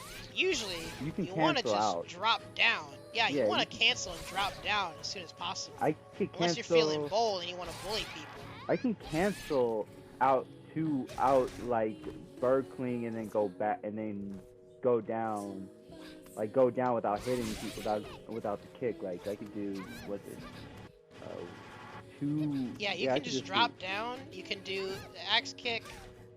You can hit confirm into dive. I could just hit confirm into the drop down. I can just dive. Yeah, I feel like Nako's doing this to you usually happens if they're trying to knowledge check you or if you're unarmed. Because if you're unarmed, this can be harder to deal with. If you're unarmed, just say GG's, man. If you're unarmed, you need to get a stance break. Yeah. Which is easy. You might be able to dash under her if she's at this height. Maybe depending on the character. Well, but outside of that, you want to get a stance break. I don't at least know. For me. I don't know, because like now that she has a hurt box, a bigger hurt box, I don't know if that's stuff. Well, because even if she has a bigger hurt box, that doesn't mean they messed with her collision. Ah, that's true. Because if her collision box wasn't changed, then the same thing would still apply. But yeah, it's something like Nako has to be more cautionary now that she has that nerve. It's slight, but I would still say it's still a counter pick, but I feel like Wu can now. I feel like everybody has a chance to like bully her a little bit more. Honestly. Yeah, for me personally, I do this because so far I haven't really. At least on both. I haven't really played this matchup as much with Iroha, and with this matchup as Iroha, you kind of have to be an on-point aggressor because you can't really outzone. You can't really zone in this matchup as Iroha, and approaching isn't as direct. You pretty much. Because you're kind of just hopping forward or you're jumping in the air, and Nako, I forget, she actually has an air grab. She not only has an air grab, she also has Mama Haha. You can say if you aim it right. She can do Rara Mutsube on your jump. And she actually controls space pretty well to like give Iroha some trouble. So that's why in more recent tourneys, I kind of just tough it out with Wu. Honestly, I think when we fought in the Kumite, this was back your first Kumite, you switched out to Iroha and won it. In the first one? Yeah, I was probably trying it out. Actually, with you, either way, I kind of feel it out because it honestly depends on how committal you are. Because you do go for the yellow dives sometimes. But those yellow dives are calculated, my man. But I mean, half the time, but it's not like where it was back when we in the end of season 2, where where I did try to charge in and then just get killed every time I played that game. So. True. Actually, also I forgot. I remember a while back, it was one of the tourneys. I think it was playing against Lute actually. That Guzman even asked me. I think one time I played Iroha and Guzman was like, "Yo, this matchup sucks for Iroha. Why'd you play her?" And I was like, "It's between Wu and Iroha." And at the time, I was feeling just playing Iroha instead. But the more I tried her out, I really don't know. If you're good at being an aggressive Iroha definitely wins. Or Iroha is definitely better than playing Wu. But in terms of my comfort, I'd probably just tough it out with Wu. Alright, yeah. Did I say that wrong? You tough it out with... If you're good at aggression, you should probably tough it out with Iroha. If you are comfortable trying to just be as precise and lame as possible, tough it out with Wu. That's what I would say. Or you just feel if you're playing with Wu and you're playing like counter-picking characters, like Nako for example, you just gotta be a little bit more aggressive. You gotta be more aggressive. You gotta be more assertive, because honestly, I do... Well, she's an aggressor. She's the character yeah, that she is usually aggressive. Against other aggressors, if you don't have the means to lame them out, you have to be the aggressor to keep them from bulldozing you. I, So it's really you're true. just forced out of necessity. Oh, man. But in this matchup specifically, Wu. I remember. Actually, I forgot. In this matchup, You, being like King Fossil said, when you're fighting here in the mid range, Wu really doesn't want to be here. So that's why you do the ankles or try to do something like the unblockable. yeah, I'm conditioning high lows and trying to get you to respect and be scared, but if it's not happening, Wu needs to be as far away as possible. So that's why the grabs and aggression are only really happening once those layers, well, that was not even close enough, the layers of high-low are established. Right. But lately, Or yeah. you're hesitant and you can grab. Lately, for you, I respect the fact that you are punishing things that Wu does. Because even up close, realistically, actually, that's the other thing that I mentioned earlier. Up close, if you're on point, and I don't know if you look out for this or not, but if you're on point and you're paying attention, Wu literally can't recoil. If she does a button and recoils, you have a fast enough punish to punish That's right. everything. I can basically do 2A into WFT or 2A into rare moves. 2A, you can do 6A. Actually, how fast is ground car? Can you just straight up do ground car? I could literally do ground car. Ground car is like a gun. I think ground car is like, hold on, let me look for my frame. Let me look at the frame data. Nakoruru, let's see, 2-1. Ground car is 412, right? Yeah, 412. No, 421. Yeah, 421. Let's see, 421A is 11th frame. Wait, 421 is that? I thought that's... Oh no, that's coming with mistake. Also, sorry for the rambling, but that was another point that I was going to bring up before, was when it comes to, I think King Fox actually brought it up earlier, she can negate traps, because she has her own anti-zoning tools, but, when it comes to reflecting, ice balls, that's not as scary of a thing. In fact, in general, just to do a blanket statement across several matchups that will be brought up tonight, How fast? reflecting ice balls at Wu doesn't really matter until you're like here, which technically when I'm here, I shouldn't be throwing ice balls at all. But if I'm like full screen, you can reflect ice balls at me, I just get free meter. Let's see, reflect is 421A, 11th frame. Yeah, I think 421A is basically as fast as Anam used to. Yeah, 412 is ground car. Yeah, 412 is I gotta remember these notations. It's, reverse.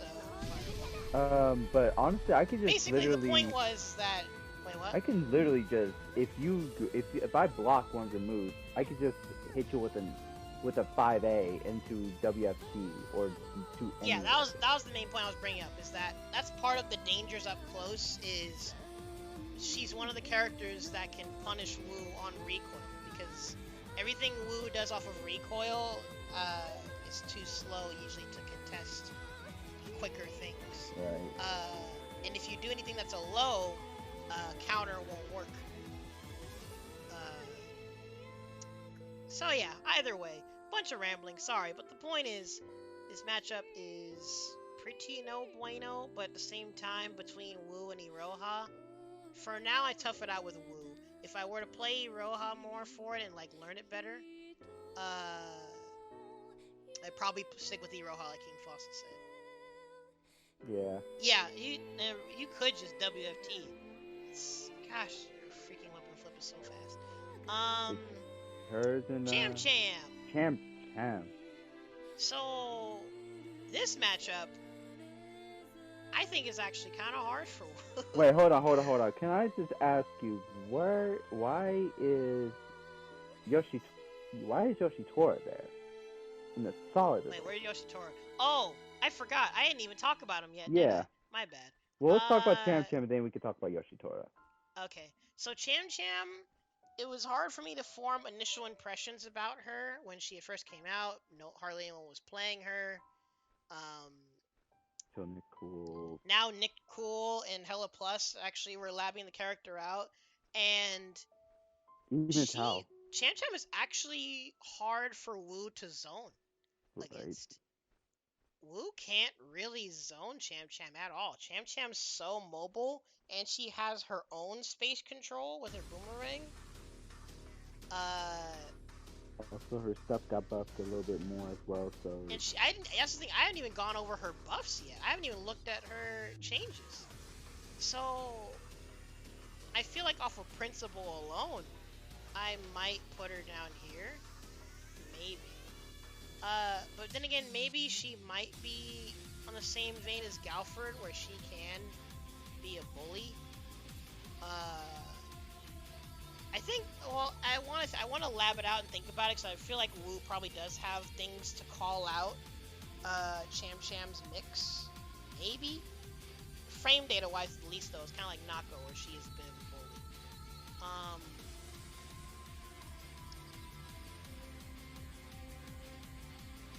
So she might be here with Galford, where maybe they should go down. With Galford, it's just I have a bit more confidence with this matchup now. With Cham Cham, it's the opposite. I don't know. Once you have enough. Oh yeah, that's the other thing. She can go over the traps with the lunge and her 6-6C. You got to. So actually, Cham Cham's another character that ignores traps pretty well. So you know what? I might go ahead and make a call. Unsure advantage. I'm just gonna put her in disadvantage. Alright. And then unsure, it's like you don't know where they stand. Yeah, I'll leave unsure there for if I second guess anything later on. Alright. But Yoshitora. I used to think it was here because this is another character that technically Wu has all the tools she needs to like keep him out. But what separates Yoshitora from all of these matchups of Jubei, Charlotte, Darli, Ukyo, where Wu can just technically keep them out. Yoshitora is the character that actually has the most ways to bully his way in. He has a very scary jump, because like Earthquake, he's a relatively faster downward angle jump in. His jump's pretty quick also. And he has Tsubaki. So he can not only armor through ice balls, but he can hop over the trap if he spaces things correctly. Also, I think his 5C is pretty good. I don't know if it sets out the trap, but I know his 5C can pretty much get you from his 5C, I would say you should not try to do it, because you can still punish it on block. Oh yeah, that's right. 1, 2, 3, 4, like, I've gotten confident with that to the point I'll JD all the hits of 5C and just slide over there and hit him. But he's also like Darli, where one jump in deletes your health. Yeah.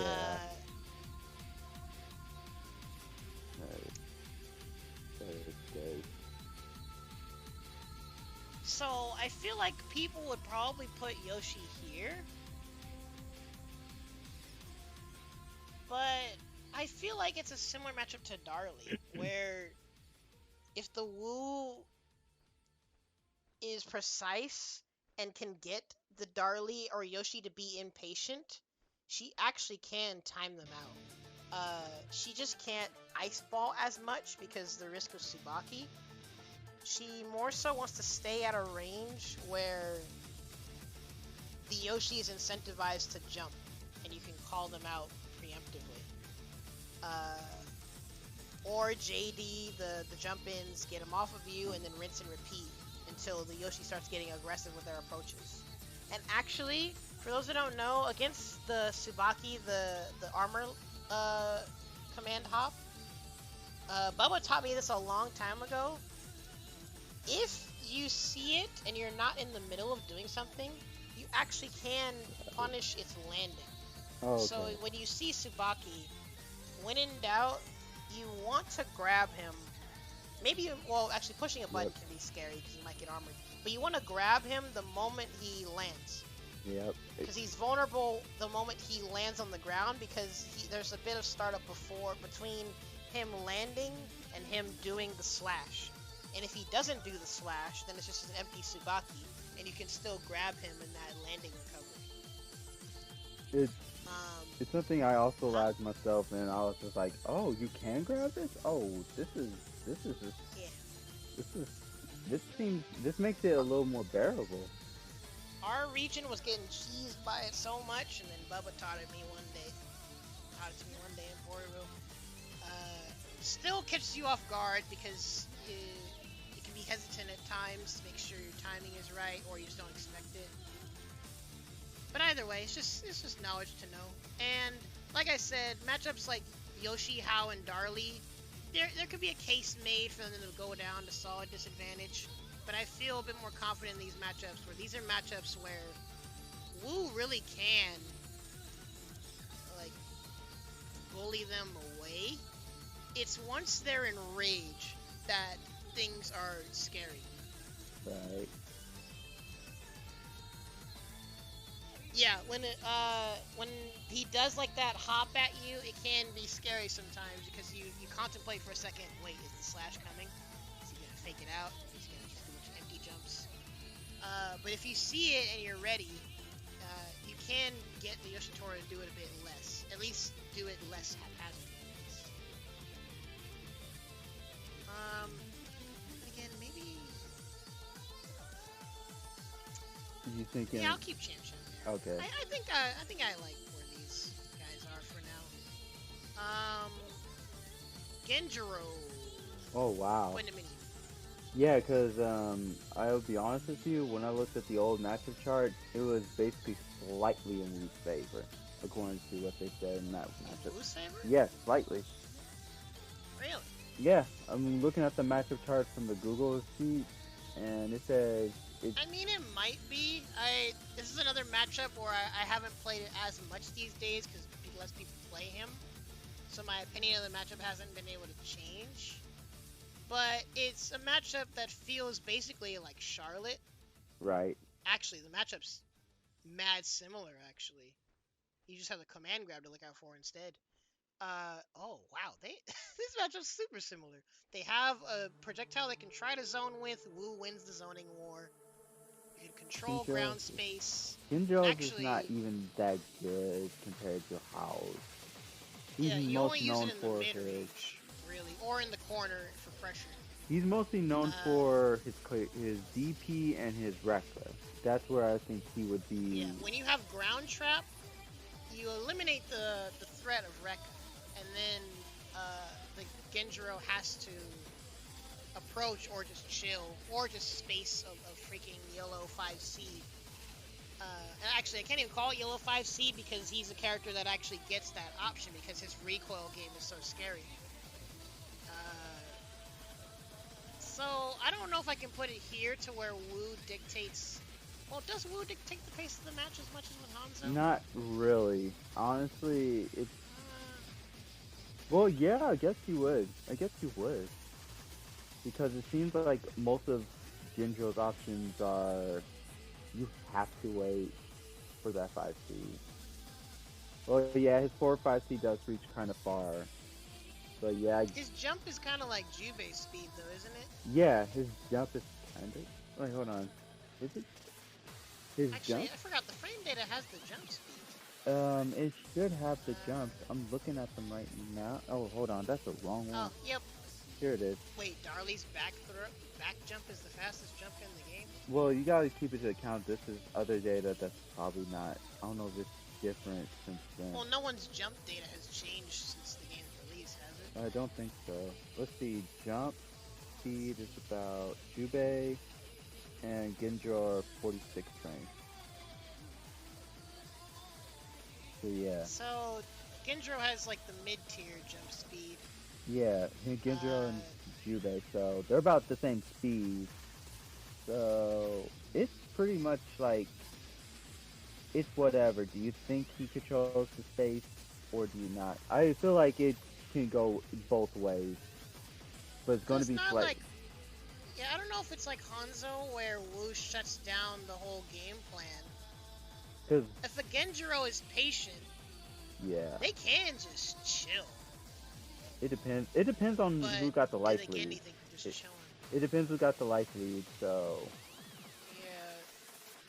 Yeah. I'd say it's slightly in Wu's favor, but Maybe it is. Yeah, maybe it is. Because when you have a trap down, he can't do cross-up cheese. He can't really zone. wait, hold on. Wu got buffed, right? Wu got buffed, and yeah, did Genjuro not get in ways buffed? that change this matchup. I mean, yeah.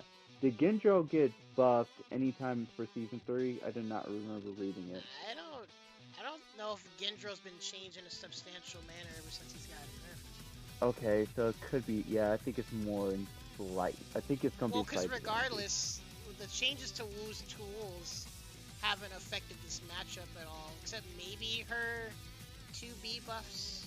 Maybe. I'm thinking that could be one of them. I mean, I'm just saying, like, if there's less recovery on some of their specials, then yeah, I'm gonna say. Oh, her specials are Snowman Sword. Yeah. It does more. Actually, chip. yeah, I forgot that was the buff. His Berserker thing got more chip damage. Oh, okay, then nah. I'd say it's slightly slight advantage, like 4.1, 4.2 in. 4.1. I mean 5.1, 5.2. For now, I might keep him here with Hanzo because when I think about it, she kind of dictates the pace a little bit. Yeah. Because, like I said, Genjuro's usually they're either throwing cards, they're doing 5C and seeing if you're gonna challenge their likely DP coming. We're doing cross-up shenanigans. So when you have a trap down, Wu shuts the cross-up stuff down. She forces jumps, and Genjuro's not as hard of a character to anti-air, I'd say.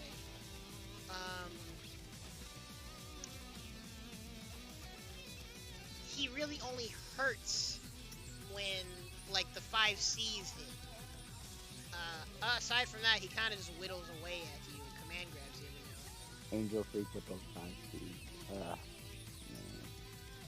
Yeah, like, for me personally, that was the only time where I felt like this matchup, like, hurts, is when you get hit by 5C. Every time you get hit by... Yeah, I think Genjuro might be there. When you get hit by Howl's or Genjo's 5Cs, you know you just, like...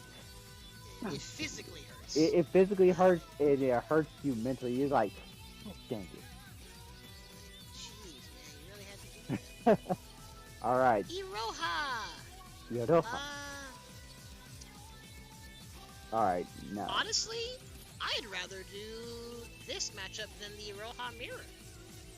Really? Because I imagine a lot of people compare Iroha to Yashamaru and think like, oh, she hippie hops around and she has pressure. Wu probably suffers. Honestly, I don't think Wu suffers in this matchup.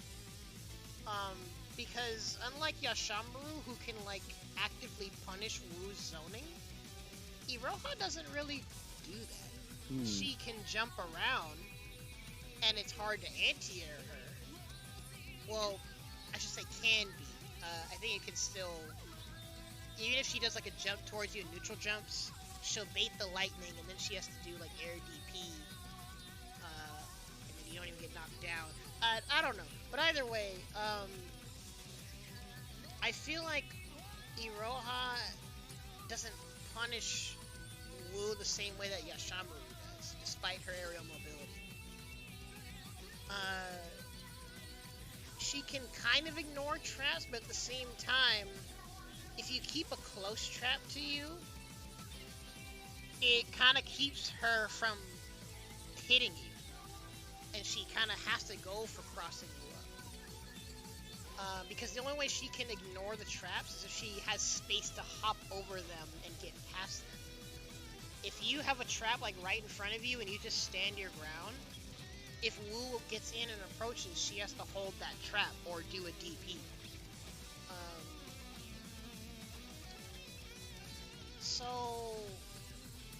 And when it comes to zoning, Wu outzones her, I'm pretty sure. Hold on, D-boy. I'll be right back. Right back. Oh, okay.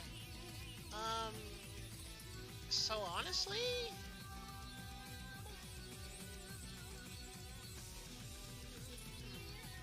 I think the only issue Wu can have sometimes is punishing some of like Iroha's multi-hit stuff, or like light Tatsu, or like if when Iroha tries to play with like light Tatsu or is doing a bunch of pokes, I think Wu doesn't punish them as easily.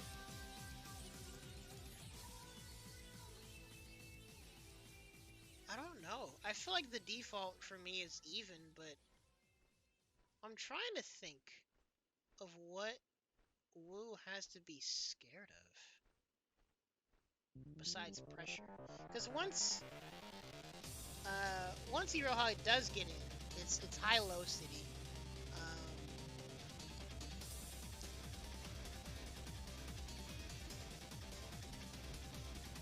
I don't know if Wu just stays away. Like I don't know.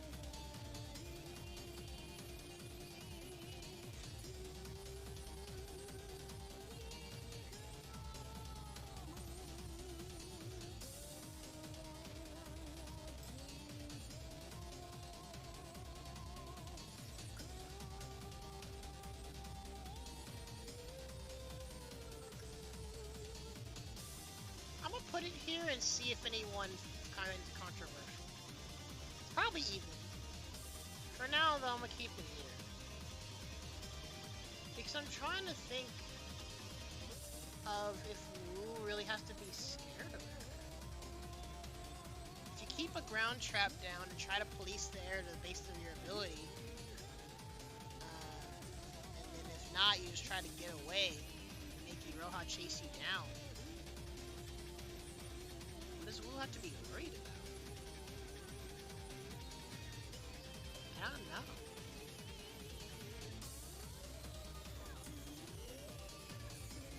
I'll come back to that.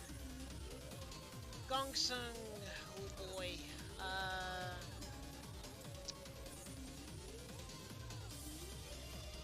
It was feeling like it was here, to be honest.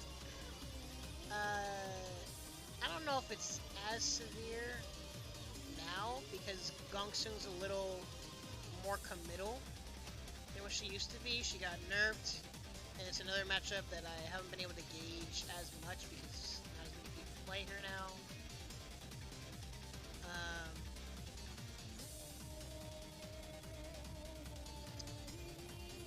so maybe Gongsun will go here. Gongsun Li before the buff. Before the buff. I mean, Before the buff, before the nerfs, Gongsun Li was definitely here. She was borderline replacing Wu. she was, I think, number one along with Shizu. They were like hot. They were like Yeah. neck and neck. Now, And in terms of her tool set, a lot of what she does is similar to Wu in terms of controlling space and zoning. But she's a lot more hit and run. now she's kind of. I'd say she's solid disadvantage, but I don't think she's still count. I still believe that she can be counterpicked to you, but Maybe. I don't know. We haven't had it since Marco got. For now, I'd keep her here because even in those in the despair situations playing against Marco, there was some stuff with the matchup that I was figuring out in terms of where to stand and how to call out Gongsun's hit and run tendencies. Where did she get buffed, King? She got buffed. I'd have to check to see what her last changes were because again, she's another character that we don't really see anymore. Why I want Misha to play with us again. I did fight a please. Gongsun in ranked on Steam, but if you want my honest opinion, that was a very. I won it. I think I won one. I think it was both 1-1, and I was just like, with that latency, I was like, no, I'm not doing that. Wait, flying moves. So As in flying moves got faster. Startup. The air lariats. You know, when she The throws advancing the move? umbrella, and instead of like, I guess her when she instead of throwing the Selfish. umbrella, I think it's more so where she flies up into the air. Wait, why'd they make her air ones faster? That's interesting. Uh, Either way, I don't know if you feel as oppressive. I I put her in solid disadvantage. I think that would, Yeah, for now I feel like she's at least here, where she's definitely getting bullied, but I think Wu has some things to call out her hit and run style. also guard crush. Uh, I mean, like if she gets hit, she can't just go ahead and like block 24/7. And also, the loss of what's it called? The loss of like really killing weapon kills. Also, pretty much. yeah, well, I mean, at the same time, though, she can't get guard crushed half the time because half the time she's weaponless. Yeah, but I mean, just like overall, her loss of weapon kill has pretty Yeah, much. she doesn't kill weapons like for free anymore. Yeah, that's pretty much what made Gongsun dangerous was because of that weapon kill thing. But now she It's a doesn't. lot more committal now. Yeah, she has to be more. Yeah, she has to be more. She has to work now. Kazuki. Hey, Uh, the other top tier. my opinion of this has fluctuated up and down playing with Ollie. I feel like it really comes down to the players because Kazuki. It really depends on what the Kazuki player is doing. When a Kazuki is trying to zone, Kazuki technically wins the Fireball War, but the moment they go for charges, Wu can actually win and out. And this is why sometimes I opt to reflect the fireballs instead of JD them. Because if they're at level 1 or 2. 2 or yeah, 1 or 2, well, actually, primarily 2, you can sometimes reflect one of the pieces back at them. And it makes them, hesitant about approaching after they throw their fireballs. When it comes to aggression, I'm trying to get better at my trap timing and placement. Because actually, when it comes to the zoning, if you get close enough, you can do a heavy trap when they fireball. And then, worst case, it's a trade. Best case, you can actually convert off of getting hit by that trap. When it comes to up close, though, he's kind of like Nako, where he's a bully more so in frame data than mix. It does not. In fact, he just straight up runs into it, and it's hilarious. So if you're a Kazuki, don't try to weapon flip over the trap, please. You have to do it. If you want to weapon flip over her or weapon flip her, she has to do 2 things. She has to weapon flip. She has to do a puddle that's not close to her, and you have to do it as soon as she starts to. As soon as Yeah, you you need start to be her close and you need animation. to call it out. With the Howdy, charge buff. Lude. Oh, So Lou said with the charge buff he wins hard. basically, when it's like full So screen Lou, Fireball War, yeah. he can charge for free, and then usually Ollie will like blow level 2 Fireball. I reflect it or I JD, and then we're just back to square one again, or he runs in and I anti-air him. Like, when it comes to the Fireball War, he does win, definitely, but I'm not as scared of it as I used to be. Oh yeah, he does have 3 anti. I feel like it's when Wu has a life deficit, Wu can't really do anything. Cause yeah, like Kazuki is a freaking Street Fighter character. He's got all these anti-airs. He has some of the best fireballs in the game. I feel like it's once Wu has a life. If Wu has a life deficit, things kind of go downhill. But in neutral, I think Wu is fine. Although I think he is fast enough to get into the range where he can dash up and grab against trap.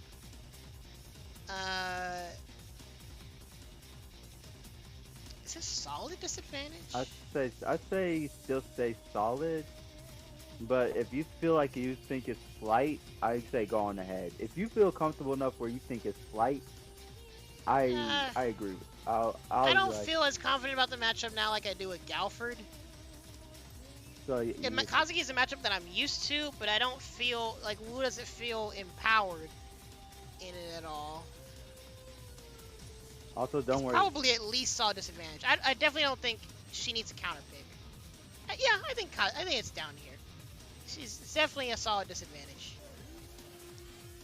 Yeah, I mean honestly, this matchup could technically be 8-2, but the more I play it, the more I feel like Wu can do some things.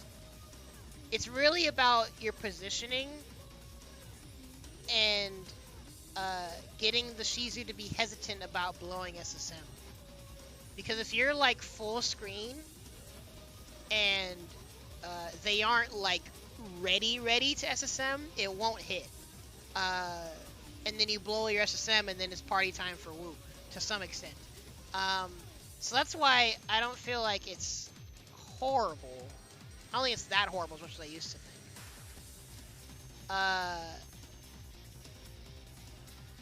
Nah, just me and I'm just messing with it. Because Blue's always tell me the 7-3. Okay. Oh yeah, I forgot. Yeah, Lude. So I know you think this is like 1-9 for Nako. You must not take that. I think this is a good spot for her. Yeah, this will be good. These three are the people that literally make Wu not able to zone. Nako is a straight up bully, pretty much. Like, it's a matchup for, again, me personally, because my mains are Wu and Iroha. I'm picking the lesser of two evils. But I feel like Wu can do some things, at least. So. Howdy. Yep. Been listening to Dragon Guard all day today. Mina. Good grief. Oh. Tamed now. This matchup is awkward, dude. I really hope people still don't try to downplay Mina. I still say it's solid disadvantage, honestly. She's mad good, and I'm pretty sure Mina is still considered one of the best zoners in the game. Yeah. I mean, I still say you would have to counter pick, or you have to solid disadvantage. No, because I think it's even worse with Iroha, isn't it? Like between Wu and between. Well, that's the thing. I feel like some Minas feel like they struggle against Iroha, but I think honestly Mina controls space pretty well against Iroha, and it can be hard for Iroha. It can be really hard for Iroha to approach when she's at a life deficit. So actually, this is another matchup where, actually, you know, this is kind of like Nako. You're picking for me. I'm picking the lesser of two evils. You're saying Mina's a better evil than Nako? Honestly, I wouldn't complain. Well, no, I mean on my end, picking between Wu or Iroha, either way I suffer. So I just kind of just tough it out with Wu for the sake of comfort. Yeah. Wait, here? This is Gongsun Li from Hero of Kings? She's a guest character? Wait, is that what that mobile game is called? Hero of Kings? Hero of Kings. Basically, it's a, what is the word? It's a League of Legends clone in China, and it was made by Tencent. So yeah. In this game, she's a pretty lame hit and run waifu. I really like her design. Mina. So Mina, she zones really well. Frame data wise, she's scary. She's another character that you can't really recoil against.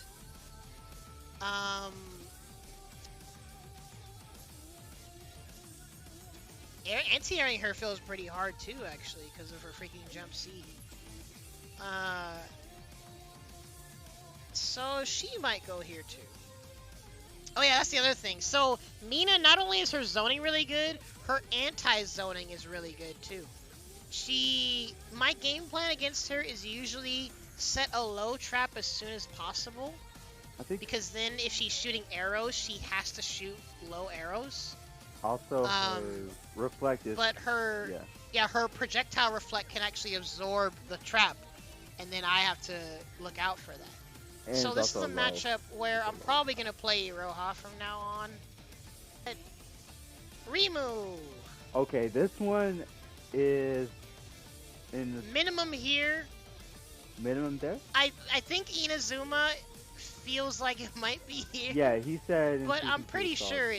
it's just here. I don't think there's anyone in this game Wu bodies or has a solid advantage against. Well, according to this is I mean, the game has changed in season 3, so I think honestly the only character who Because she's definitely, well, actually, she's definitely here. how do you feel with Hella Actually, Plus? Because I think you and Hella Plus fought each other and you see them. yeah, I mean, any Rimu, I'm able to beat them. Rimu, it's a matchup that I've just become comfortable with, and I understand. Rimu's like Hanzo, where Wu completely controls the pace of the match, but once they're in, you're in Blender Smoothie City. Um, so actually, yeah, she should go here, just like with Hanzo. Um, It all depends. It's all depends. yeah, because you set a trap down. Every tone decay she does is like Hanzo Slinky. You're just trying to get rid of the trap, and from there you're just wasting time.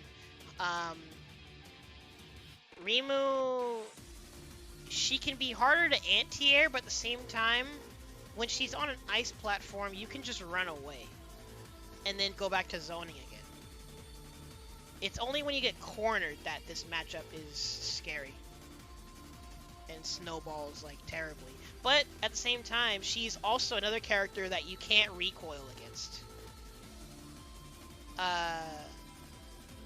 So that can be scary. But I think she belongs here because the matchup, the way I handle it, is very similar to Hanzo. Right. Except instead of like lightning on reaction, you just keep setting you stay consistent with your traps and look out for Rimu approaches. Anyways, Sougetsu. Okay, Soggy. Lude. Soggy Boy is a difficult matchup. We need your advice. Are you here still? Lude, even if Pulse pops in, honestly, thinking about it, Lude, what do you think about this match? Soggy Boy might go down here now. I don't know. Like, I don't know. Because, like Gongsun, I feel like Sougetsu is another character that's power creeping, Wu. Oh, he said it's closer to even now. Wait, closer to even? Still bad, but wait, what was the matchup? Hold on. Dirty Automata only fan. Y'all are supposed to be letting me borrow Near Replicant. Oh, Otherwise, yeah, it's slight disadvantage according to Season 2 matchup chart. Yeah. So... Well, okay, Luke, oh, that's just right. because it doesn't go over trap anymore, that doesn't mean you don't have the tools to navigate the matchup. I mean... You do 6-6C all the time anyway.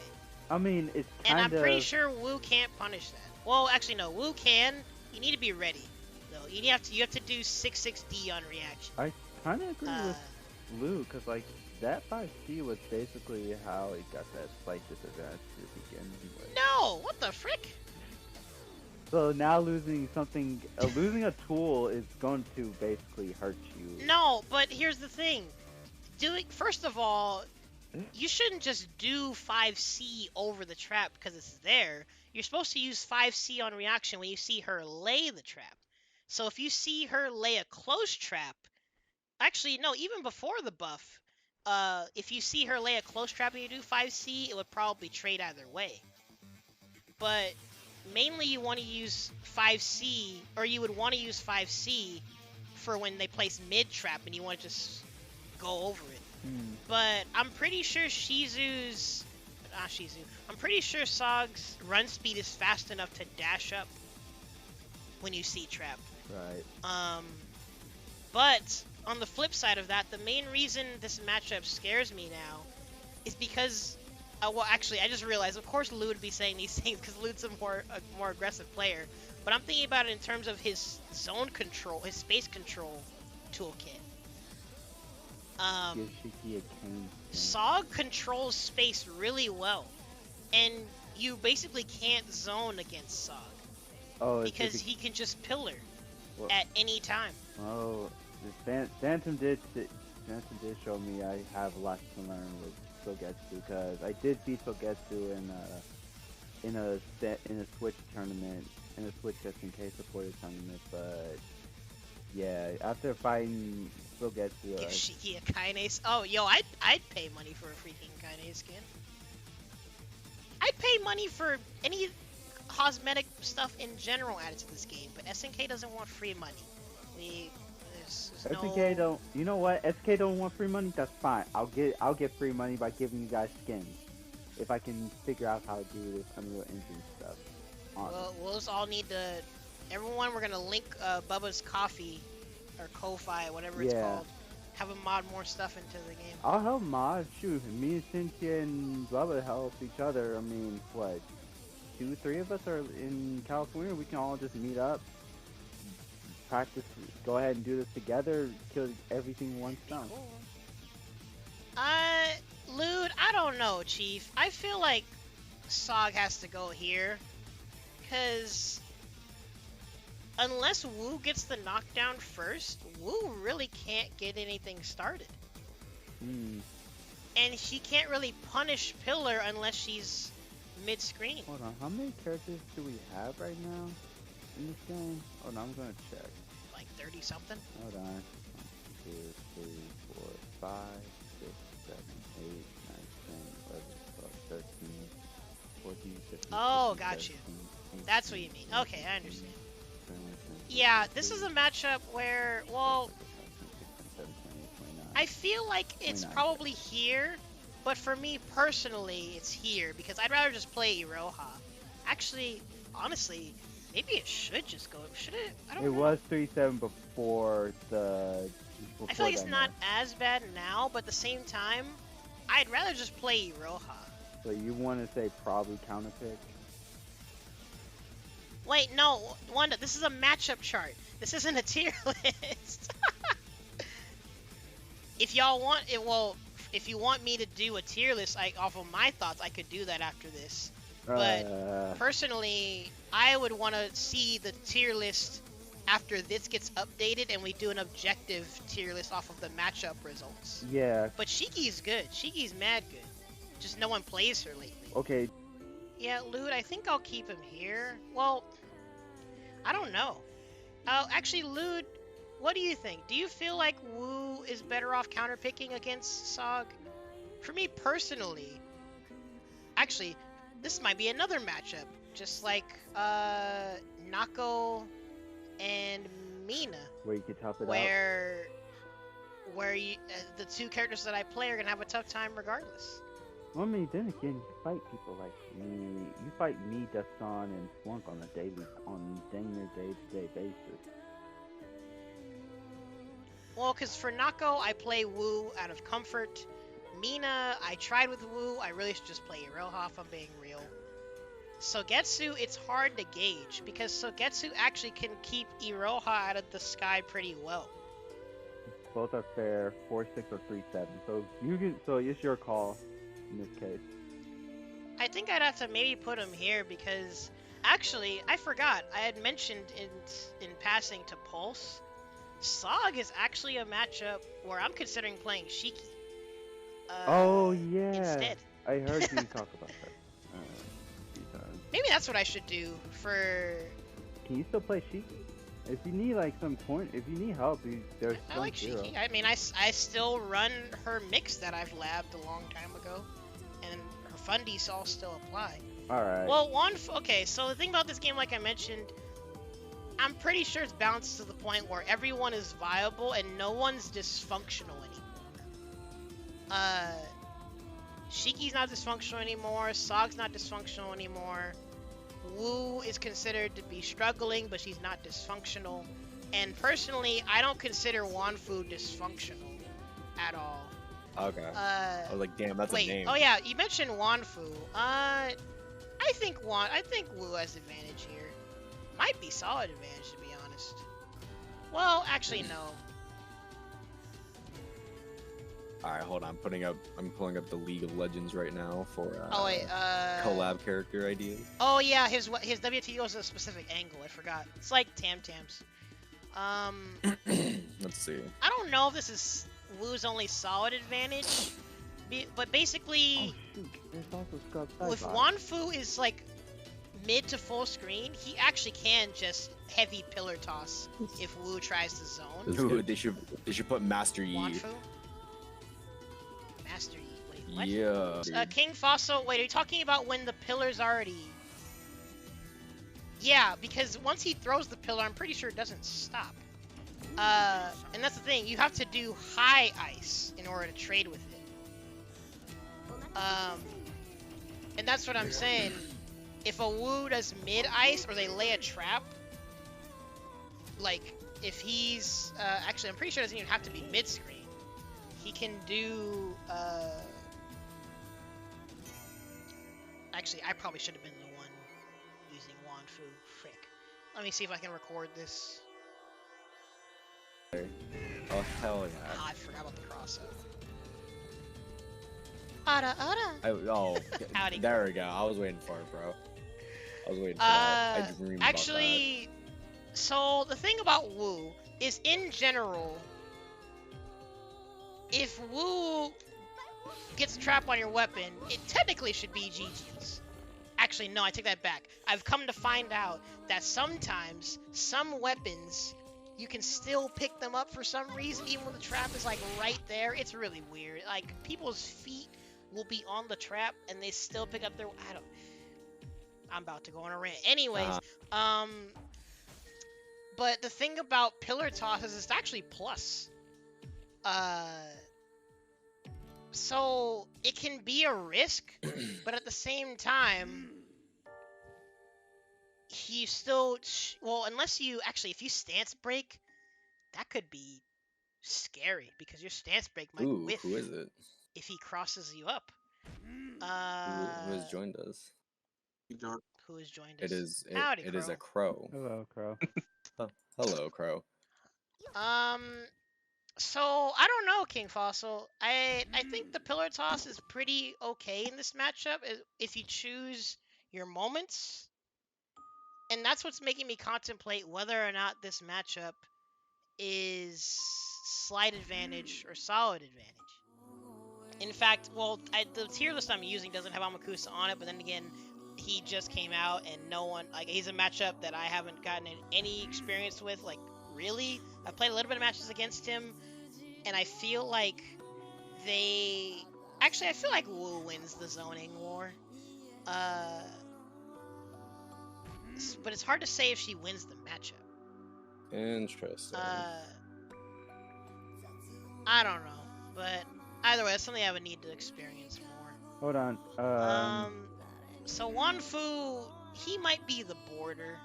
I don't know if he's a solid advantage, but I feel like there's stuff there to be feared, at least. Okay, so I talked to Lord Dumbbutton. I just got to text. I just got his DM. He says it's same as for. What's up? It's still the same between him and Wu. Tam has good ways to punish Wu's traps on reaction. Neither one gets practical use out of guard crush. So, it says 6-4 Tam favor? Slight advantage?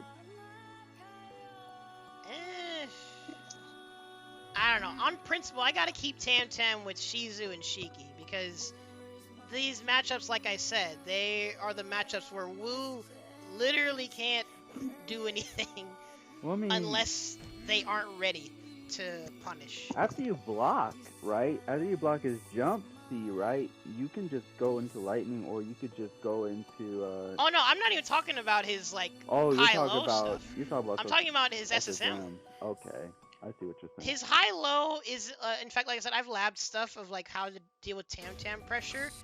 Wu can borderline mash 2D, and either she can stop some of his pressure, or she'll make the instant overhead whiff, and then she can get a 6-6C punish.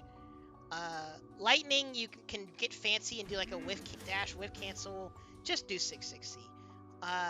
Even trying to do SSM, from what I recall, can be hard, if not possible.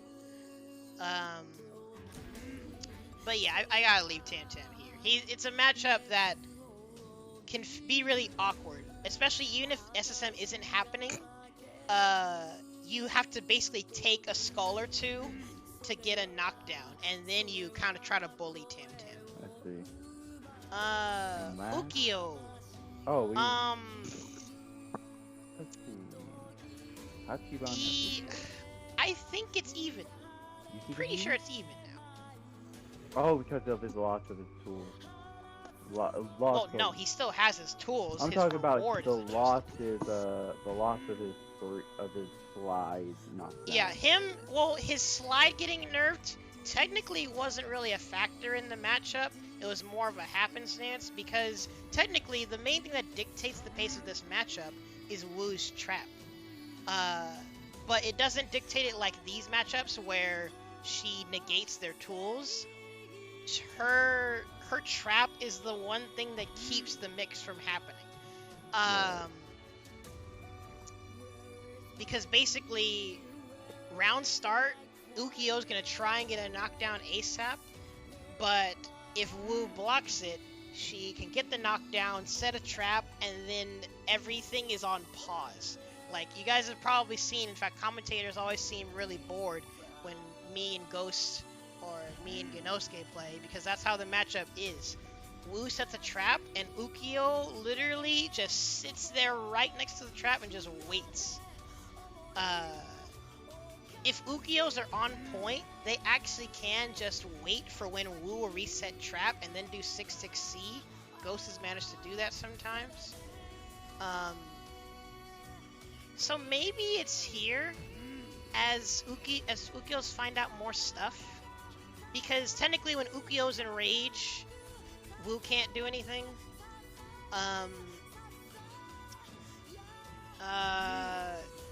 You still have to look out for Tsubame even when a trap is there. And it's basically the moment you mistime your trap, everything goes downhill. So it might be even. I forgot what I told Ghosts. I literally forgot whether or not I used to think it was this and then it's here, or if it used to be here and now it's here. Hold on. Huh? Be right back. Oh, okay.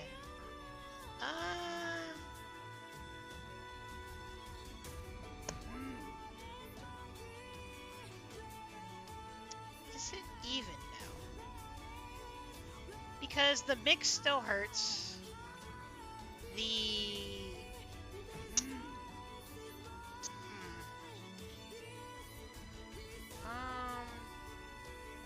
I'm gonna keep Ukyo here for now because I don't know if he hurts. Oh, that's the end of the Drakengard list. Let's listen to Persona then, because that's what's taken over my life lately is Persona 5. Sorry, give me a second.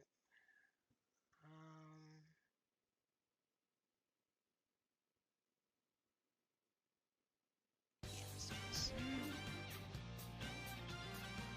Sick. Alright. I would move Ukyo down here if he hurt more. Because I feel like I handled this matchup similar to Yoshitora, but he doesn't bully his way in the same way because he has one of the floatiest jumps in the game. So I feel like it's gotta be here. Probably. I think it's even. Maybe. I feel silly because I've literally talked about this with Genosuke and Ghost, and I forgot the things that I said. So I think for now I'll keep him there. Ukyo is another matchup that I've become extremely comfortable with. I'm not really afraid of him as much anymore. When you're cornered and you're in the pressure, it doesn't feel good, but if you can make the right choice or assess people's patterns, you can get them off of you, and then like I showed before, you can set up in the corner, and even if he Tsubames you 3 times in the corner, as long as you don't have too much of a life deficit, he's going to take the trade every time. So, I'm going to keep it there. Warden. I think Warden goes here because he's another character that Wu can keep him out plenty easy. He has to jump. he has some things to poke over the trap, but ultimately, he has to get in. Him My bad. reflecting projectiles. It was does just a nothing. repeat. My bad. Warden, yeah. Oh wait, oh the bottom one? Oh, Yeah, I think- thought there was a character missing, and I was just like, oh no, I'm just a dumb. I'm just a dumb. Warden. Yeah, Warden. I mean, honestly, when you get hit by Warden, When you get hit by Warden, it hurts. It but hurts. he doesn't bully his way in at all. And yeah, his shoulder tackle, at least the armored version, you have to be enraged to meaningfully use that against ice balls. So he's kind of here with Wan Fu, where it's a matchup I probably need to play a bit more, but they kind of border on possibly being a solid advantage. Yeah. So I think I'm besides. sorry, I'm trying to see if I I think want to order these. I didn't order that immune chart, so I don't think you really need to care about ordering unless it's like something like if they're really close to where they're like slight disadvantage or something like that. I don't know. Yeah, I'm putting the people that are on the border. Those are the ones that I'm intentionally ordering.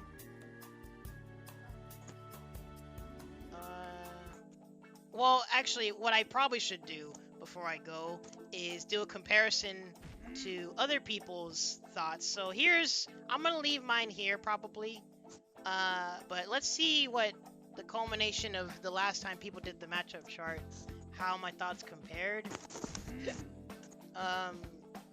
See, I knew they settled on slight advantage or solid Ignore advantage. Shinryo Kyoshiro. That one was supposed to be more in the more research is needed to more.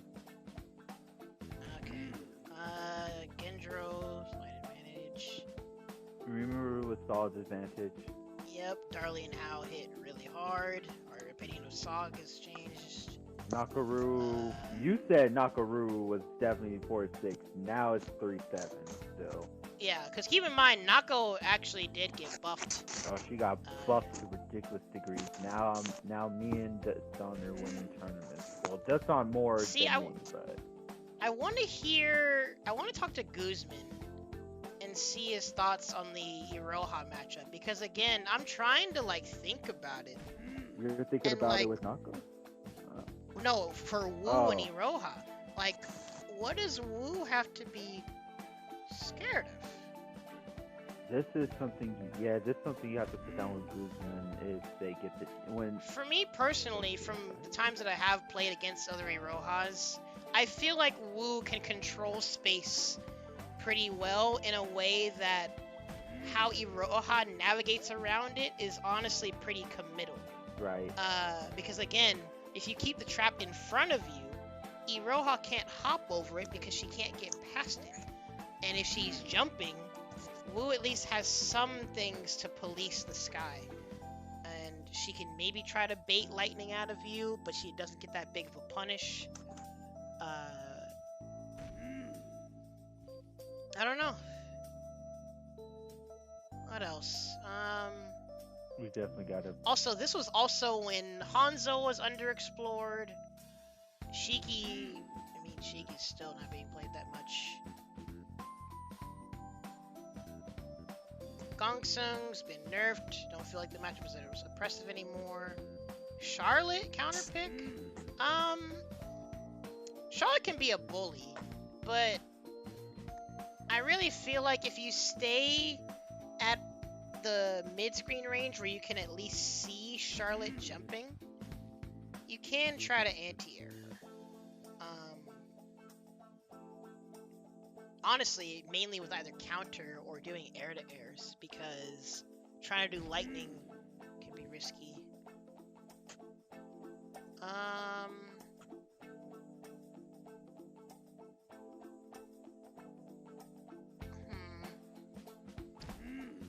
Yoshitora, I don't know. Because Yoshitora really can bully his way in. at the same time... But again, this was season 2. At the time, season 2 and everything, we were still, well, to a degree, most of us were. You, me, Wanda, and everybody else were still just learning our characters. Yeah, well, around the time this matchup chart was made, actually, Lude had pretty much stopped playing. Yeah, Lou was wondered what the discussion starting to was. play Sog, and Nako left as well, so... Yeah. Tam even. Yeah.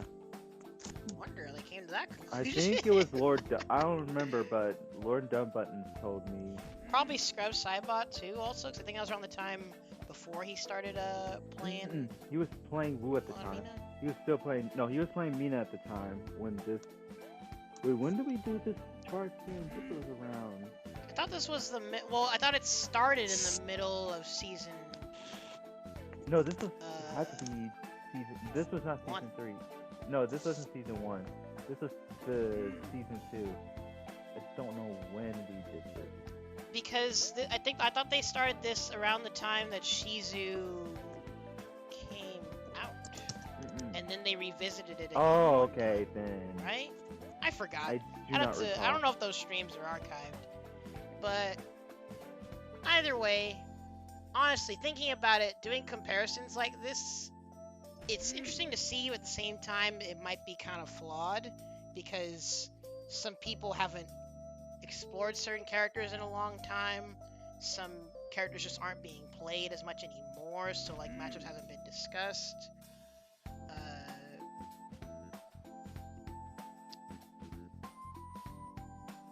But I mean, people can let me know their thoughts on it overall. I feel like... Oh wow, this was made September 25th, 2020. So they started creating Dang! Yeah, A year they ago? created this right as soon as I got into So Monday it was Night. when Shizu came out, right? No, that's when Gongsun come out. Shizumaru was already out. Wait. 2020. Really? Wait, when Gongsun? Shizu came out. 2020. Yeah, 2020. Wait, when did the game first come out? What 2019. month in 2019? June. No, what month? June 25th, 2019. Oh wait, and then Shizu came out in September of 2019. Right. And then, okay, so this was a whole year after season 1. So yeah. Yeah, I don't know if... So, the way that I have this split up, I feel like it makes sense. Because these two, Wu definitely dictates the pace of the match, but their mix is so good that once they get in, things can snowball. Iroha, I'm trying to... Like, her mix isn't as straightforward as other characters. The mix is there. But I feel like her bullying mainly comes from light Tatsu and pokes. But I feel like Wu can either keep the trap close, and then Iroha kind of has to respect it, or she can try to police Iroha out of the air. Wait, hold Maybe on. I just need more experience, in my opinion will change. It would, I would ask Guzman. I'm thinking it, but I think Guzman would probably much tell you it. Because I'm thinking there is ways you can get around it with Wu, but I'm not an Iroha player, so I think the best. Yo, howdy, Nightline. Yeah, well, in fact, I could go on a training mode real quick. Honestly, Nightline. What do you think about Nightline's here?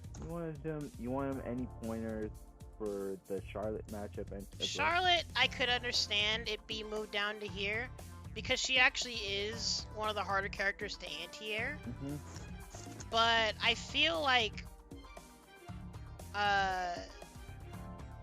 she doesn't hurt as much as Darli and Hao. Well, yeah. And she's not as scary in rage as they are either. So that's why I have her kind of in the same vein as Jubei, where they can't really zone against Wu, and all they really do is poke, and then try to jump at you if they're feeling impatient. Also, Ramune Kid. It's really good. Ramune what? I'm having Ramune right now. Ramune is good. Oh, nice. Yeah, these three characters, honestly, these are the ones that I contemplate could maybe be her solid advantage matchups. Iroha, I feel like Wu has the tools to not let Iroha bully her. These two characters, Wu controls the pace of the match, but their mix is good enough to where it can snowball pretty bad. These characters, Okay, he agrees. I feel like it's even because their pokes are good enough to where they can just chill and not like advance too much past the trap. And then once Wu mistimes her trap, it's unfortunate. And they're just better than Wu overall in terms of frame data and range. So yeah, he agrees with it. He agrees with it. Oh, you agree? Okay. Because yeah, like with these two, things can snowball horribly, but Wu's tools literally shut down their game plan. These characters, Wu's tools, they don't shut down their game plan. They really just form a stalemate, which is why I feel these moves are even, because they can go either. These matchups are even because they can go either way. These are matchups where I feel like Wu's tools, she actually can, like, keep them away. But what separates these people from these people is I feel like they hurt when they get in. Like, your health is just gone. Galford, I'm wondering if it's even closer to even these people or not. Galford, for me, I feel like it's more of a confidence thing, not understanding how Wu's tools can combat Galford's tools. So I think I need to keep Galford there, because he kind of seems like he teeters between it. Actually, maybe Galford should go here? No, I don't know. Kazuki, he's just a solid character. He kind of has the freedom to just do whatever. He can be lame or be aggressive, and when Wu has the life deficit, it's hard. Cham Cham, like, it's really hard for Wu to make her sit still. Basara, really good anti-zoning toolkit, so when Basara has the life lead, it's hard for Wu to do anything. Also, Yashamaru can straight up punish Wu's zoning too once he's in the skies. Gongsun, I feel like, just does the zoning game. Man, she does the zoning game better because she's faster and is very hit and run in how she plays. Even considering the nerfs, but apparently she's been buffed in some ways too. And these characters, we've already mentioned. Sog can really just make sure that Wu doesn't get anything started. And that's why I really might just play Shiki. Shiki, Shizu, Tam Tam, Wu, I feel like has the tools to handle those matchups to some capacity as soon as SSM is gone. But the threat of SSM is there the whole time, and it makes you have to be extremely cautious in what you do, or incredibly ballsy, and then you probably die. Mina is frustrating. I used to think Wu can tough it out, but Mina just does the zoning better. She can negate Wu's space control. Her frame data is better. She's just a better zoner all around. Nako is a bully, but, well, actually, no, yeah, Nako just shuts down the zoning in general. So I think she belongs there. And Earthquake, this matchup is literally dysfunctional. Wu can't do close proximity moves against this man. I don't understand why they didn't fix that yet. So there isn't anything that I will put in unsure. Except Amakusa, but that's pretty much it. And yeah, and there's no Amakusa picture here. Well, maybe I'll Photoshop one on later. Actually, nah, you don't pretty much. You can wait till, like, you can come back to this when Baiken comes in. Yeah, you can come back when Baiken comes in. Yeah, hopefully, because this is the one that's been getting the newer characters, but hopefully they make it prettier eventually. And I'm gonna delete this tier because I don't think I can put Rimu in solid advantage. Because Wu dictates the pace of that match, but the mix is so good to the point where things just snowball. Also, I don't know if Ghost and people were gonna revisit this and update it, like do another giant discussion. But either, because I would mainly be curious to see, like, once Biking comes out, once the game's like basically simmering on its like final version, I'd want to see if the community revisits this and then do all the points so that way we get a final closest thing to objective tier list for the game.